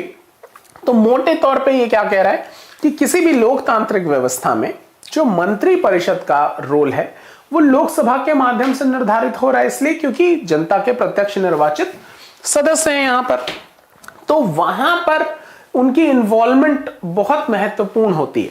ठीक है, फिर कहता है इन सभी अधिकारियों को सामूहिक रूप से कार्यपालिका के रूप में जाना जाता है, यानी वो सारी मंत्री परिषद और उनके नीचे के जितने भी ऑफिसर्स हैं, जो ब्यूरोक्रेसी है, ये सारे लोगों को कलेक्टिवली क्या कहते हैं, कार्यपालिका, मतलब council of minister, total council of minister including prime minister, पूरी मंत्री परिषद प्रधानमंत्री समेत और उनके नीचे के जितने भी अधिकारी गण हैं। ठीक है, वो जो सारी पूरी फौज है, आईएएस आईपीएस और आईएफएस ऑफिसर्स की, वो सारी पूरी ब्यूरोक्रेसी, पूरी नौकरशाही, इन सब को सामूहिक रूप से क्या कहते हैं, कार्यपालिका कहते हैं। ठीक है, सरकार की नीतियों को कार्य रूप देने का कार्य इन्हीं कार्यपालिका को कहा जाता है। इस तरह जब हम सरकार के बारे में बात करते हैं तो हमारा तात्पर्य आमतौर पर कार्यपालिका से ही होता है, यानी government is nothing but the executive body of the country is known as government, यानी सरकार और कोई नहीं, देश की जो कार्यपालिका होती है असल में सरकार हम उसी को कहते हैं। क्लियर है इतनी बात? ओके, अब राजनीतिक और स्थायी कार्यपालिका, इसको भी थोड़ा सा समझने की जरूरत है। हालांकि इस बात को हम कल की क्लास में बहुत डिटेल में समझ चुके थे, वही चीज यहां पर फिर से आ रही है कि स्थायी और अस्थायी कार्यपालिका क्या है। बहुत आसानी से आप समझ पा रहे हैं, समझ सकते हैं, इसको बहुत डिटेल में गए बगैर भी, लेकिन फिर भी हम पढ़ लेते हैं। ये कहता है कि किसी लोकतांत्रिक देश में कार्यपालिका के दो हिस्से होते हैं, जनता द्वारा खास अवधि के लिए निर्वाचित लोग राजनीतिक कार्यपालिका कहते हैं और ये राजनीतिक व्यक्ति होते हैं। ये सारी चीजें आपने समझी भी थी। वे सत्ताधारी पार्टी के बदलने के बावजूद अपने पदों पर बने रहते हैं। अधिकारी राजनीतिक जो अधिकारी होते हैं वो स्थायी होते हैं।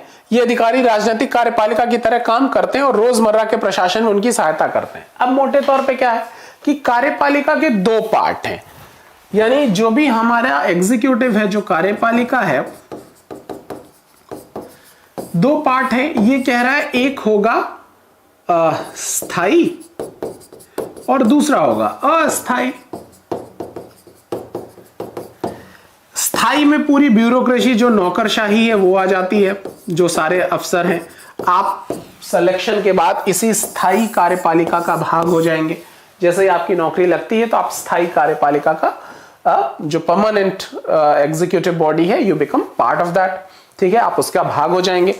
लेकिन अस्थायी कार्यपालिका जिनको हम लोग चुनते हैं अपने प्रतिनिधियों के माध्यम से और फिर उनको मंत्री के रूप में चुना जाता है, तो मंत्री के रूप में वो निश्चित कार्यकाल के लिए होते हैं। ये सारी बातें भी हमने समझी कि लोकतांत्रिक व्यवस्था में अगर ये परमानेंट हो गया तो डिक्टेटर हो जाएंगे, तो इसलिए एक निश्चित कार्यकाल के लिए चुनते, भाई आपको 5 साल मौका दे रहे हैं, आप इस स्थायी टूल का इस्तेमाल करो और देखो कि आप क्या कर सकते हो।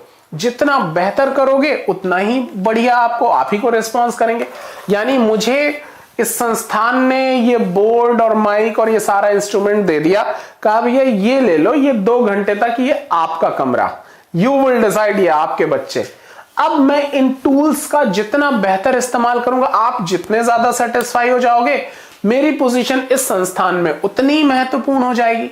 तो आपका सेटिस्फैक्शन जरूरी है। इसी तरीके से जो जनता है उसके लिए मंत्रियों के पास पूरा ये कार्यपालिका के माध्यम से पूरा टूल, एक सिस्टम, एक मैकेनिज्म है कि भाई ये सारे लोग काम करेंगे, इनका बेहतर यूटिलाइजेशन कैसे करना है, यू डिसाइड। आपके पास 5 साल का वक्त है, तो जो जितना बेहतर, अगर इन्होंने बहुत बेहतर परफॉर्म किया, जनता फिर कहेगी नहीं अगला 5 साल भी इन्हीं को दो, मजा आ गया इनके साथ, ठीक है। अगले 5 साल फिर बढ़िया काम किया तो कहते नहीं इन्हीं को दोबारा दो, फिर अगले 5 साल के लिए बनेंगे। लेकिन अगले 5 साल में गड़बड़ करके नहीं भैया बहुत हो गया, अब आप जाओ, अब हम दूसरे वाले को मौका देंगे।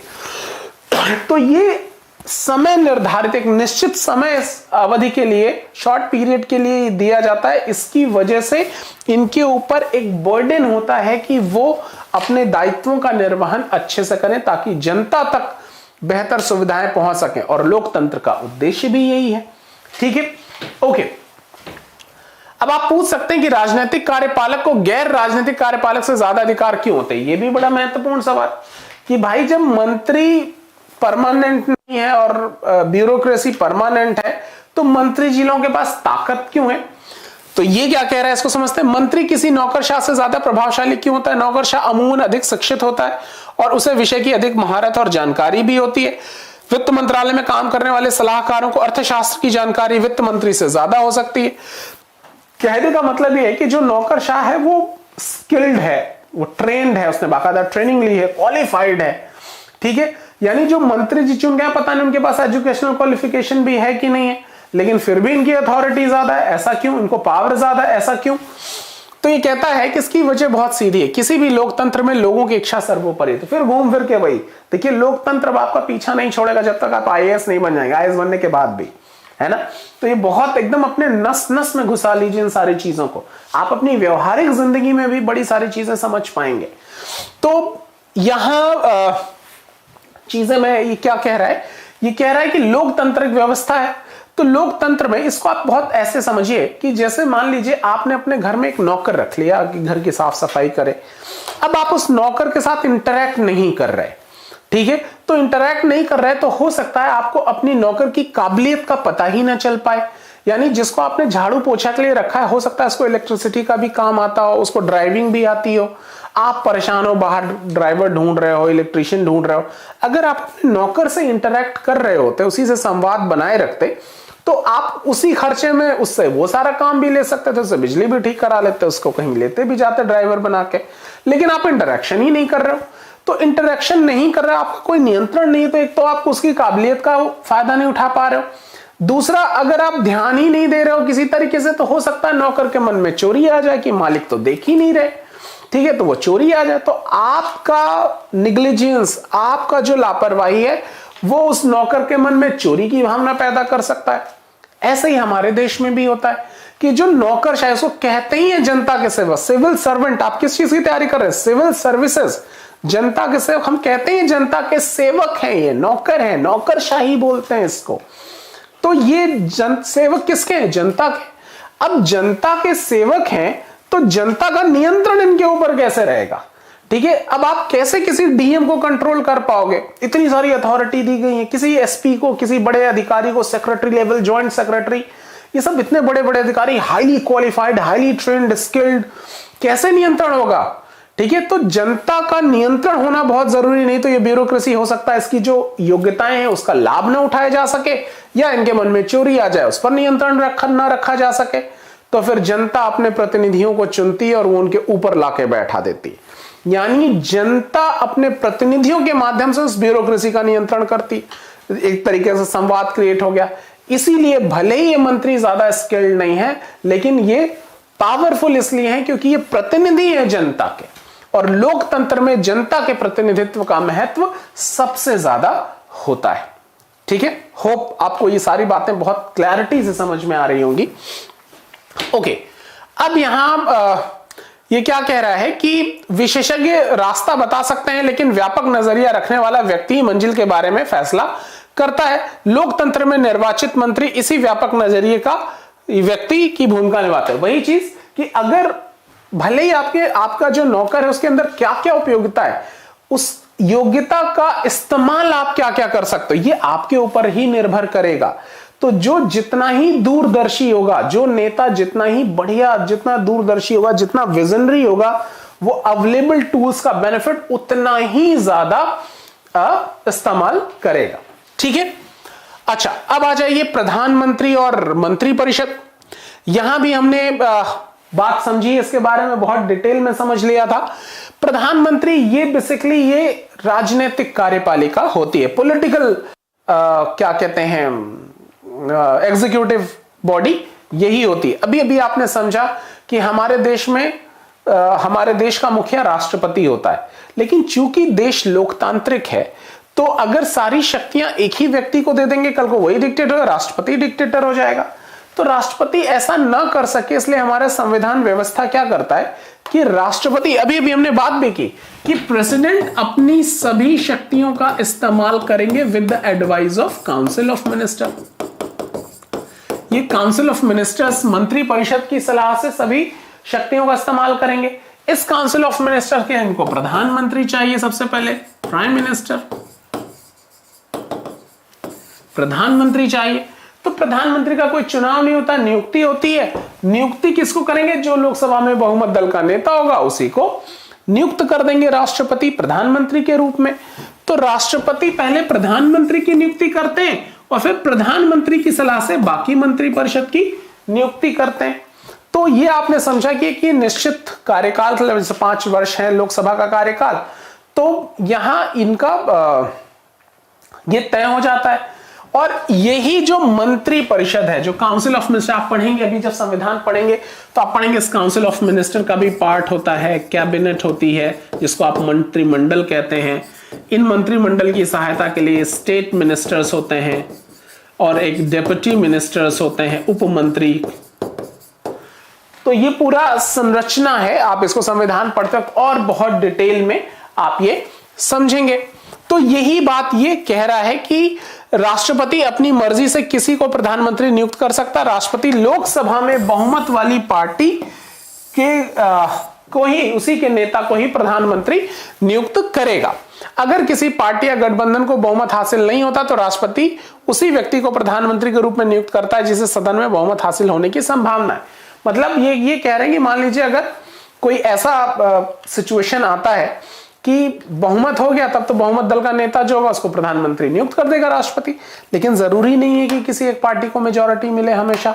तो ऐसे में राष्ट्रपति अपनी मर्जी से किसी को भी प्रधानमंत्री नियुक्त कर सकता है, लेकिन इस बात का ख्याल रखना होगा कि जिसको वो प्रधानमंत्री नियुक्त करेगा उसको अपना मेजॉरिटी अप्रूव करना पड़ेगा, उसको अपना बहुमत सिद्ध करना पड़ेगा। नहीं सिद्ध कर पाए तो फिर से चुनाव कराने पड़ेंगे। ऐसा हुआ भी है, आप देखिए अटल बिहारी वाजपेयी, एचडी देवगौड़ा, वीपी सिंह, तमाम सारे एग्जाम्पल हैं इसके कि किसी पार्टी को स्पष्ट बहुमत नहीं मिला तो राष्ट्रपति ने अपनी मर्जी से एक आदमी को प्रधानमंत्री बना दिया, वो अपना बहुमत सिद्ध नहीं कर पाया, उनको अपना पद छोड़ना पड़ा। तो ये सारा प्रक्रिया ये कह रहा है। तो यही जो व्यवस्था है इसी को क्या कहते हैं, यही राजनीतिक कार्यपालिका कहलाती है। यहां ये कह रहा है कि जिसको भी ये नियुक्त करेंगे मंत्री या प्रधानमंत्री, ये जरूरी है कि वो लोकसभा या राज्यसभा, मतलब वो संसद का सदस्य होना चाहिए। लेकिन हो सकता है कि जिस वक्त नियुक्त कर रहे हैं उस वक्त वो संसद का सदस्य ना हो। तो यहां व्यवस्था क्या करता है संविधान की, ठीक है उस वक्त नहीं है तो कोई बात नहीं, अगले 6 माह के अंदर उनको किसी न किसी हाउस में सदस्यता लेनी पड़ेगी। ये सारी बातें भी हम डिटेल में डिस्कस करेंगे कॉन्स्टिट्यूशन पढ़ते वक्त। ऐसा हुआ भी है।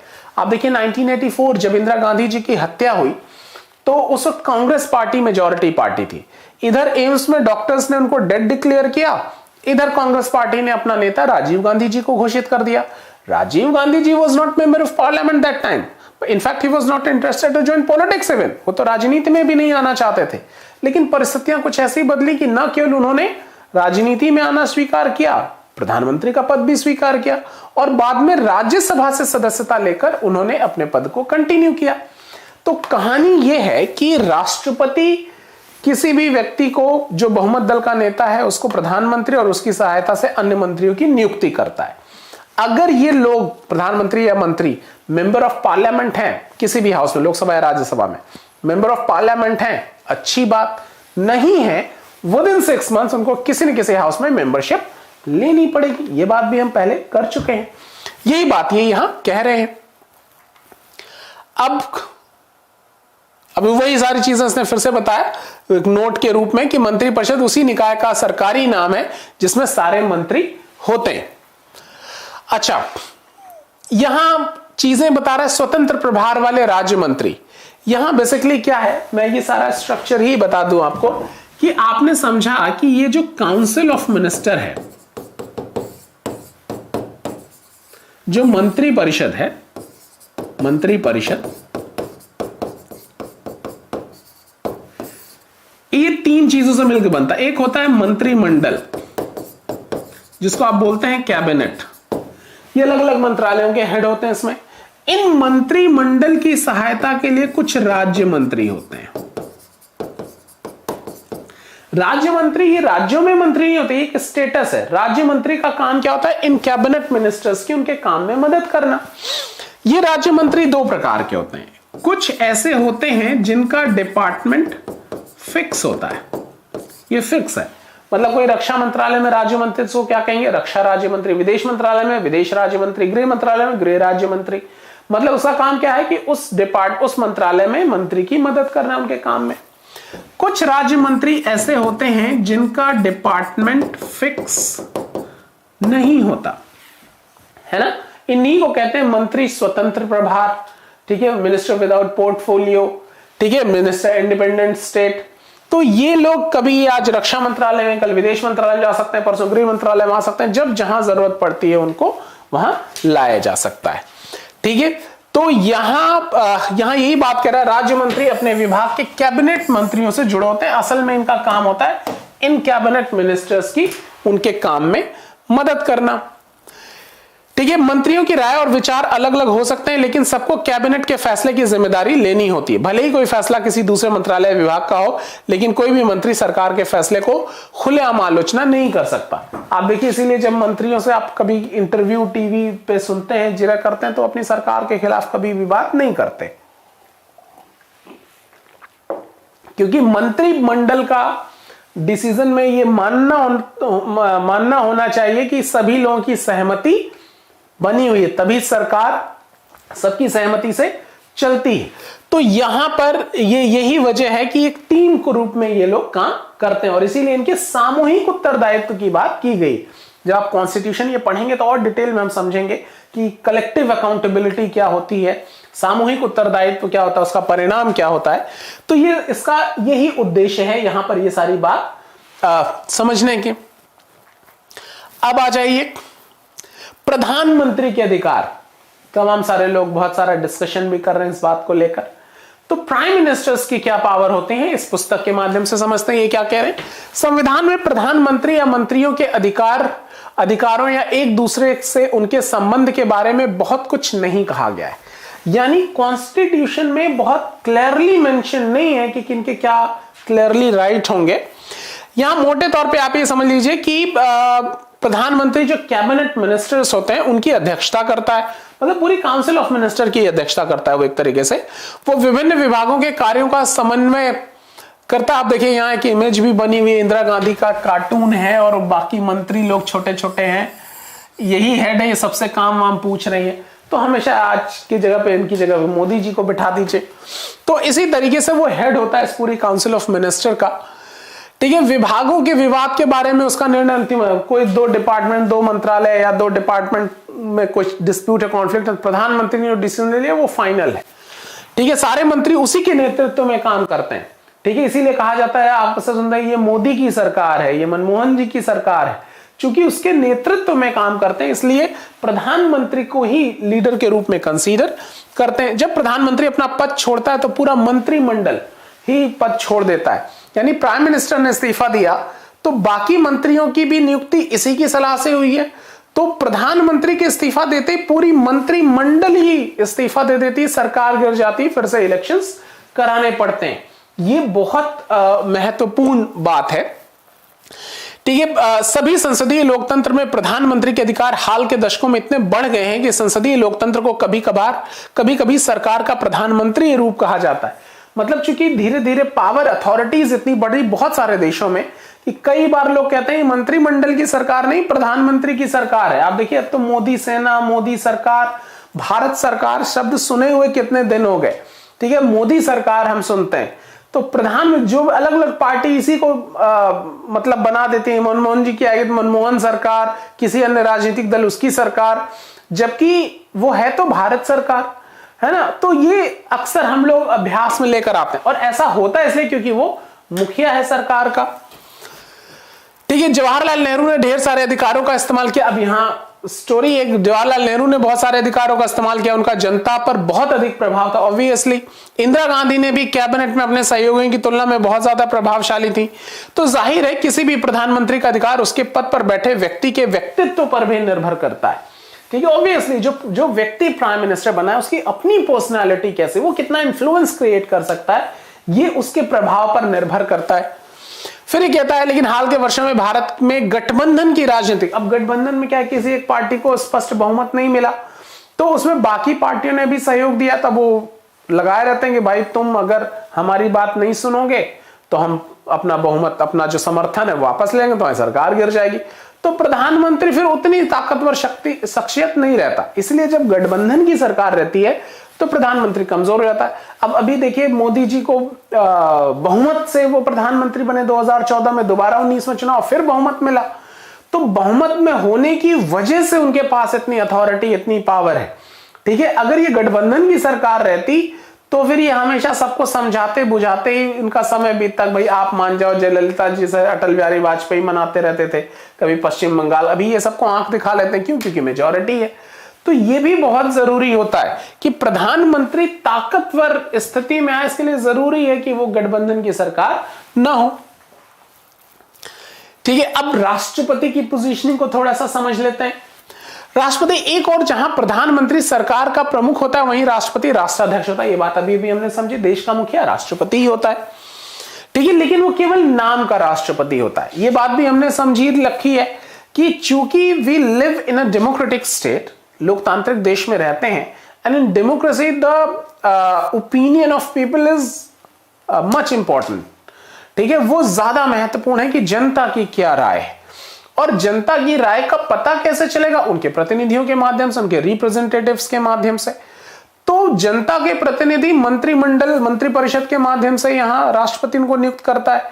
तो मंत्रिपरिषद, राष्ट्रपति करेगा वो सब जो मंत्रिपरिषद उनको ऐसा करने के लिए कहेगी। यानी president will use his all power with the advice of council of ministers. राष्ट्रपति अपनी सभी शक्तियों का इस्तेमाल करते हैं मंत्रिपरिषद की सलाह से। और ये ऐसा क्यों होता है? यानी जो राष्ट्रपति की हैसियत कैसी है, वो केवल एक नाम मात्र के मुखिया हैं, एक प्रतीकात्मक शासक हैं। वो, उनके वास्तविक जो शक्ति है वो मंत्री परिषद के हाथ में है। ये केवल एक सिंबॉलिक हेड ऑफ स्टेट है, एक प्रतीकात्मक शासक के रूप में ये होते हैं। तो चूंकि सारी शक्तियों का इस्तेमाल ये मंत्रिपरिषद की सलाह से ही करते हैं, इसलिए ये अपने शक्ति का दावा नहीं कर सकते। ठीक है, राष्ट्रपति कहने मात्र के लिए कार्यपालक की भूमिका निभाता है। राष्ट्रपति के अधिकारों के मामले में भी ये बात लागू होती है। अगर आप संविधान को सरसरी तौर पर पढ़ेंगे तो आप सोचेंगे कि ऐसा कुछ नहीं जो राष्ट्रपति ना कर सके। आप सारी पावर्स पढ़ेंगे, वो इमरजेंसी लगा सकता है, वो सजा माफ कर सकता है, वो तमाम सारी चीजें हैं, वो तीनों सेनाओं का सुप्रीम कमांडर है। ठीक है, एग्जीक्यूटिव बॉडी का हेड है, ये तमाम सारी उसकी शक्तियां पढ़ते हैं। ये सब वो करेगा कब? जब काउंसिल ऑफ मिनिस्टर उसको ऐसा करने के लिए कहेगी। तो सारे काम उसी के नाम पर की लिए जाते हैं। आप देखिए प्रधानमंत्री जी यहाँ ये है, ये प्रधानमंत्री जी शपथ दिला रहे हैं राष्ट्रपति महोदय, ठीक है। तो ये सब, लेकिन प्रधानमंत्री की असल में जो ताकत है हमारे देश में वो ये है कि ये राष्ट्रपति की शक्तियों का इस्तेमाल कर सकता है। क्यों? क्योंकि ये जनता का प्रतिनिधित्व इसको प्राप्त है, ठीक है। ये उस दल का नेता है जिसको जनता ने बहुमत से जिताया है, इसलिए इसकी पोजीशन लोकतांत्रिक देश होने की वजह से अपेक्षाकृत ज्यादा महत्वपूर्ण होती है, ज्यादा पावरफुल होती है। और ये केवल एक प्रतीकात्मक अध्यक्ष होते हैं, एक सिंबॉलिक हेड ऑफ स्टेट है। क्लियर हो रही है बात? ओके। अब लेकिन हमें ये याद रखना चाहिए कि राष्ट्रपति इन अधिकारों का इस्तेमाल, अच्छा जो भी अधिकार हैं, बहुत सारे अधिकार हैं, लेकिन उन सबका चाहे वो अधिकारियों की नियुक्ति हो, चाहे इन सब में जहां भी है उनका मंत्रिपरिषद की इन्वॉल्वमेंट जरूरी होती है, ठीक है। तो यहां क्या क्या कह रहा है कि अगर संसद द्वारा पारित कोई विधेयक राष्ट्रपति की मंजूरी के बाद ही कानून बनता है। आपने अभी ये पढ़ेंगे भी संविधान पढ़ते वक्त कि, और इसीलिए आपने समझा है कि president is a part of parliament. Why president is a part of parliament? क्योंकि a law cannot be finalized without the approval of president।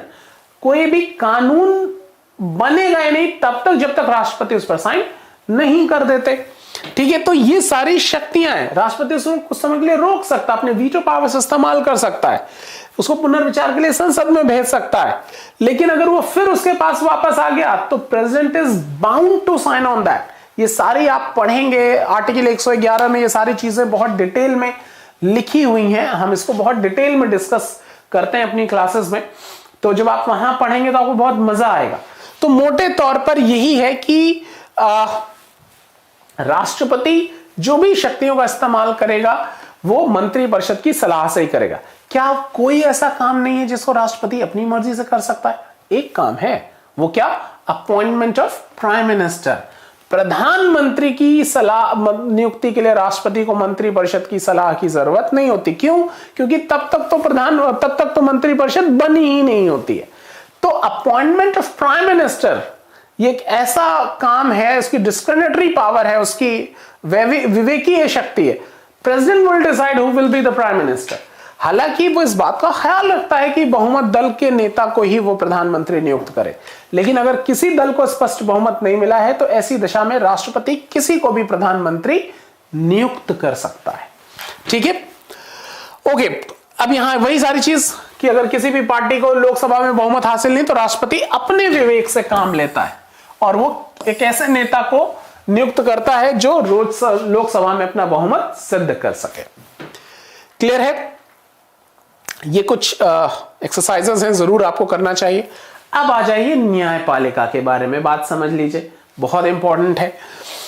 इस बार भी हम सरकारी आदेश को उसी कहानी पर लौटते हैं जो रिजर्वेशन वाले थे। वहां आपने समझा कि फाइनली हर चीजें लागू होने के बावजूद अब लोगों में डिस्प्यूट्स हो गया, कलह हो गई, और फिर उसके विवाद के लिए लोग न्यायपालिका में जाते हैं, ठीक है।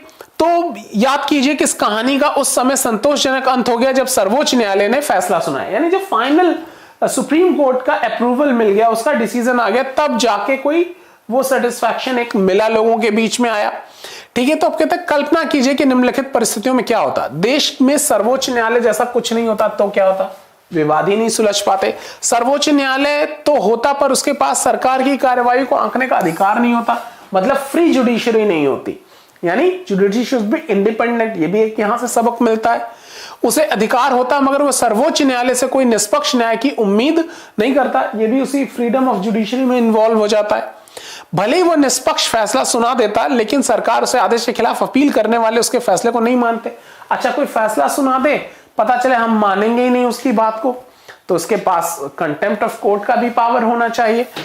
तो ये सारी चीजें ये कह रहा है कि इसी वजह से लोकतंत्र के लिए स्वतंत्र और प्रभावशाली न्यायपालिका जरूरी माना जाता है, ठीक है। आप पढ़ेंगे कि हमने एक स्वतंत्र न्यायपालिका का जो एग्जाम्पल है, हमने समझा भी है इस बात को, पहले भी मैंने जिक्र किया है कि अमेरिका के संविधान से प्रभावित है। Idea of free judiciary is influenced by American constitution.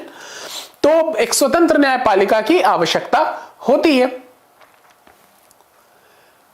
तो यहां पर संयुक्त राज्य अमेरिका की बात बता रहा है, कहानी उनका एग्जाम्पल लेके, इसकी डिटेल में बहुत जाने की जरूरत नहीं है कि किस तरीके की वहां स्वतंत्र न्यायपालिका काम करती है। हमने समझा भी कि idea of free judiciary is influenced by American constitution. अच्छा, फिर कहते हैं भारतीय न्यायपालिका में पूरे देश के लिए सर्वोच्च न्यायालय, राज्यों में उच्च न्यायालय, जिला न्यायालय और स्थानीय स्तरों पर के न्यायालय होते हैं। पूरी एक सीरीज है, एक हायरार्की है कि सबसे ऊपर सर्वोच्च न्यायालय, फिर अलग अलग राज्यों में अलग अलग हाई कोर्ट्स, फिर अलग डिस्ट्रिक्ट में डिस्ट्रिक्ट कोर्ट्स होते हैं, सेशन कोर्ट्स होते हैं। तो इस तरीके से पूरी प्रक्रिया, पूरी एक स्ट्रक्चर बना हुआ है। भारत में न्यायपालिका एकीकृत है। इसका मतलब यह है कि सर्वोच्च न्यायालय देश में न्यायिक प्रशासन को नियंत्रित करता है, यानी एकीकृत है। सुप्रीम कोर्ट विल डिसाइड कि how to operate the mechanism of judiciary. पूरी न्यायपालिका की व्यवस्था कैसे करनी है, ये सब सुप्रीम कोर्ट ही तय करता है, इसीलिए एकीकृत है। ठीक है, वो इसमें से किसी भी विवाद की सुनवाई कर सकता है, देश के नागरिकों के बीच, नागरिकों और सरकार के बीच, दो या उससे अधिक राज्य सरकारों के बीच, केंद्र और राज्य सरकारों के बीच। ये फौजदारी और दीवानी, अभी जब आप जुडिशरी पढ़ेंगे, कॉन्स्टिट्यूशन पढ़ते वक्त, वहां समझेंगे कि सुप्रीम कोर्ट, हाई कोर्ट के बाकायदा जुरिडिक्शन होती है, क्षेत्राधिकार होते हैं। किसी को ओरिजिनल जुरिडिक्शंस कहते हैं, एप्लेट जुरिडिक्शंस कहते हैं, advisory jurisdictions, court of record, ये सब हम आपसे बहुत डिटेल में डिस्कस करते हैं। तो वो यही कह रहा है कि फौजदारी दीवानी मामलों में अपील कर सकते हैं, दो नागरिकों के बीच के झगड़े उसको सुलझा सकता है, दो राज्यों के बीच के झगड़े को सुलझा सकता है, नागरिक और राज्य के बीच के झगड़े को ये सुलझा सकता है। फौजदारी, मारपीट, हत्या, डकैती, ये सब फौजदारी मुकदमे, क्रिमिनल केसेस कहलाते हैं। दीवानी मामले मतलब जो जमीन जायदाद, रेवेन्यू, इन सबसे जुड़े हुए मसले हैं, ये सारे सिविल केसेस कहलाते हैं। तो इन सारे मसलों के लिए वहां अपील किया जा सकता है। अदालतें विधायिका और कार्यपालिका के अधीन नहीं होती। मैंने कहा कि इंडिपेंडेंट जुडिशरी ये कार्यपालिका या विधायिका, ये संसद के अधीन नहीं होती। मतलब judiciary is not working under the government of India. ठीक है, वो सरकार के अधीन, भारत सरकार के अधीन काम नहीं करती, एक स्वतंत्र निकाय होता है, ऑटोनोमस बॉडी होती है। ठीक है, इस सर्वोच्च जो इसके न्यायालयों के न्यायाधीशों की नियुक्ति में प्रेसिडेंट करता है। प्रेसिडेंट करेगा तो ऑब्वियसली काउंसिल ऑफ मिनिस्टर्स में इन्वॉल्व होती है, लेकिन वो बाकी मंत्रियों, बाकी जो न्यायाधीश होते हैं सुप्रीम कोर्ट के, उनकी भी सलाह लेता है। CGI, chief justice of India की अपॉइंटमेंट करने के लिए बाकी जजेस की भी सलाह में इस पूरी प्रक्रिया का इस्तेमाल होता है। ये सब बहुत डिटेल में हम संविधान पढ़ते वक्त समझते हैं। अब यहां इसमें राजनीतिक कार्यपालिका की दखल की गुंजाइश बेहद कम है। मतलब जो आपने समझा मंत्री परिषद, वो इन्वॉल्व नहीं हो सकती, क्योंकि उसमें आप जब प्रक्रिया पढ़ेंगे कि चीफ जस्टिस को अपॉइंट करने में राष्ट्रपति को ध्यान रखना होगा कि सीनियर मोस्ट जज को ही अपॉइंट करे। जो सबसे वरिष्ठतम जज होगा उसी को वो chief justice of India appoint करेंगे। हालांकि वो बाद में नहीं है, लेकिन वो उसको तभी मना करेंगे जब बाकी जजेस कोई जेन्युइन रीजन बताएं उसको सीजीआई ना बनाने का। और बाकी जजेस की अपॉइंटमेंट में भी सीजीआई और अन्य जजेस की इन्वॉल्वमेंट होती है। तो कहने का मतलब है, जो काउंसिल ऑफ मिनिस्टर है, जिसको आप कहते हैं पॉलिटिकल एग्जीक्यूटिव बॉडी, राजनीतिक कार्यपालिका, उसका रोल बहुत ही कम होता है। तो इस बात को यह समझने की बहुत जरूरत है, इन सारी चीजों को समझना चाहिए आपको। ठीक है, उसे हटाना भारत के राष्ट्रपति को हटाने जितना ही मुश्किल है, जितना ही नहीं ज्यादा मुश्किल है। आप पढ़ेंगे, अभी जब राष्ट्रपति संसद पढ़ेंगे तो उसमें पढ़ेंगे कि किसी भी जज को हटाने के लिए क्या प्रक्रिया होगी सुप्रीम कोर्ट के, कि एक तो शिकायत लोकसभा या राज्यसभा में कहीं होनी चाहिए, फिर लोकसभा में हुई तो वहां 100, ये सब हम बहुत डिटेल में डिस्कस करते हैं। तो यहां ये कह भी रहा है, आप देखिए कि संसद के दोनों सदनों से अलग अलग 2/3 बहुमत से अविश्वास प्रस्ताव से पारित करके ही हटाया जा सकता है। ठीक है, आज तक किसी भी जज को हटाया नहीं गया है। ये सब हम बहुत डिटेल में डिस्कस करते हैं, पूरी प्रक्रिया पढ़ते हैं कि कैसे 100 मेंबर चाहिए लोकसभा में, राज्य चाहिए 50 चाहिए, यहाँ फिर एक कमेटी बैठती है, उसमें 3 लोग होते हैं, फिर ये डिस्कशन होता है, फिर 2/3 मेजोरिटी से पास, पूरी प्रक्रिया है इनको हटाए जाने की। तो कहने का मतलब ये है कि दोनों ही हाउसेस में जब तक 2/3 बहुमत से पास ना हो जाए, तब तक किसी भी सुप्रीम कोर्ट के जज को नहीं हटाया जा सकता है। ठीक है, और ऐसा केवल इसलिए है ताकि जजेस अपना काम बिना डरे करें। ठीक है, विधायिका या कार्यपालिका का उनके ऊपर कोई दबाव ना हो। यही चीज की अगर कोई कार्यवाही करें तो वो डरे नहीं संसद से या केंद्र सरकार के खिलाफ, वो अपने डिसीजन देते वक्त निर्भय होकर काम करें। इसीलिए ना तो उनकी नियुक्ति में ज्यादा रोल है और रिमूवल प्रोसीजर में तो they can not do anything, क्योंकि वो प्रक्रिया ही बहुत टफ है। इस प्रक्रिया से किसी जज को तभी हटाया जा सकता है जब उसने वाकई कोई बहुत बड़ा गुनाह कर दिया हो। ठीक है, अब भारतीय न्यायपालिका के अधिकार और स्वतंत्रता से मौलिक अधिकारों की रक्षा, ये बहुत इंपॉर्टेंट, कई बार एग्जाम में ये पूछा जा चुका है। ठीक है, कि who is known as the guardian of the fundamental right, मौलिक अधिकारों का संरक्षक किसको है? Supreme court. आप पढ़ेंगे आर्टिकल 32, जब मौलिक अधिकार पढ़ेंगे तो वहां पढ़ेंगे one can complain directly in supreme court if he has a violation of fundamental rights. मौलिक अधिकारों का उल्लंघन होने पर कोई भी सीधा सुप्रीम कोर्ट में शिकायत कर सकता है। इसीलिए supreme court is known as the guardian of the fundamental right. मौलिक अधिकारों के संरक्षक की भूमिका निभाता है ये सुप्रीम कोर्ट हमारा। सुप्रीम कोर्ट और हाई कोर्ट दोनों ही, सुप्रीम कोर्ट में 32 के हिसाब से जा सकते हैं, हाई कोर्ट में आर्टिकल 226 के हिसाब से आते हैं। ये सब हम बहुत डिटेल में आपसे डिस्कस करेंगे।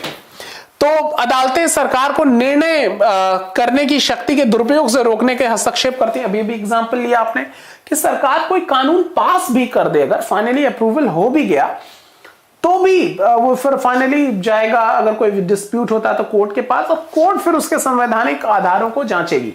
अगर उसको लगता है कि नहीं साहब this is not fit as a constitution, मतलब इन द कॉन्स्टिट्यूशन, वो संविधान के अनुसार वो फिट नहीं हो, कह देगा ये कानून ठीक नहीं है। तो इसकी भूमिका सरकार के ऊपर भी दबाव बनाती है कि भाई आप संविधान के फ्रेम के अंदर ही काम करें। इसीलिए स्वतंत्र न्यायपालिका की आवश्यकता बहुत महत्वपूर्ण है। यहां एक पिक्चर है कि कैसे राष्ट्रपति महोदय सीजीआई को अब वो कर रहे हैं, क्या कहते हैं, शपथ दिला रहे हैं। तो बेसिकली जो आज का टॉपिक था वो यही इतना टॉपिक था, यही चीजें आपसे डिस्कस करनी थी। विधायिका, कार्यपालिका और न्यायपालिका, आपने प्रक्रिया समझी कि कैसे कोई काम करता है। ठीक है, किस तरीके से विधायिका कानून बनाती है, उसको इंप्लीमेंट कराने के लिए कार्यपालिका होती है। कार्यपालिका एक राजनीतिक कार्यपालिका, एक जो नौकरशाही होती है, मतलब एक अस्थायी एक स्थायी कार्यपालिका। और अगर किसी तरीके का कोई कॉन्फ्लिक्ट होता है तो न्यायपालिका उसको दूर करती है। न्यायपालिका पूरी तरीके से स्वतंत्र है, इसमें चाहे उसमें किसी भी तरीके से कार्यपालिका, न्यायपालिका, विधायिका का दबाव नहीं होता। और इन सारी प्रक्रिया से मिलकर हमारा देश चलता है। जो भी इस सारी चीजों का ध्यान केवल इसलिए रखा गया है ताकि जनता को वो सारी सुविधाएं दी जा सकें, ताकि जनता अपनी डेवलपमेंट को इंश्योर कर सकते, अपने विकास को सुनिश्चित कर सके। और किसी भी लोकतांत्रिक देश का अंतिम उद्देश्य यही होता है। इतनी बात समझने में कहीं कोई दिक्कत? ठीक है, तो चलिए आज इतना ही करते हैं। अगली क्लास में फिर नए टॉपिक को लेकर आपके बीच में होंगे। फिर वही चीज, अगर आपको कोई भी दिक्कत, कुछ भी आपको एडवाइस, कुछ और जानने का मन है, जरूर कमेंट कीजिए और इन सारी चीजों को आप फैलाइए। हमें अच्छा लगेगा कि आप अगर इन सब चीजों, ये जिम्मेदारी आप अपने ऊपर ले लें, इसको ज्यादा से ज्यादा सर्कुलेट करेंगे तो हमारा भी मनोबल बढ़ेगा। तो चलिए आज इतना ही, अगली क्लास में आपसे मिलते हैं नए टॉपिक के साथ। Thank you very much.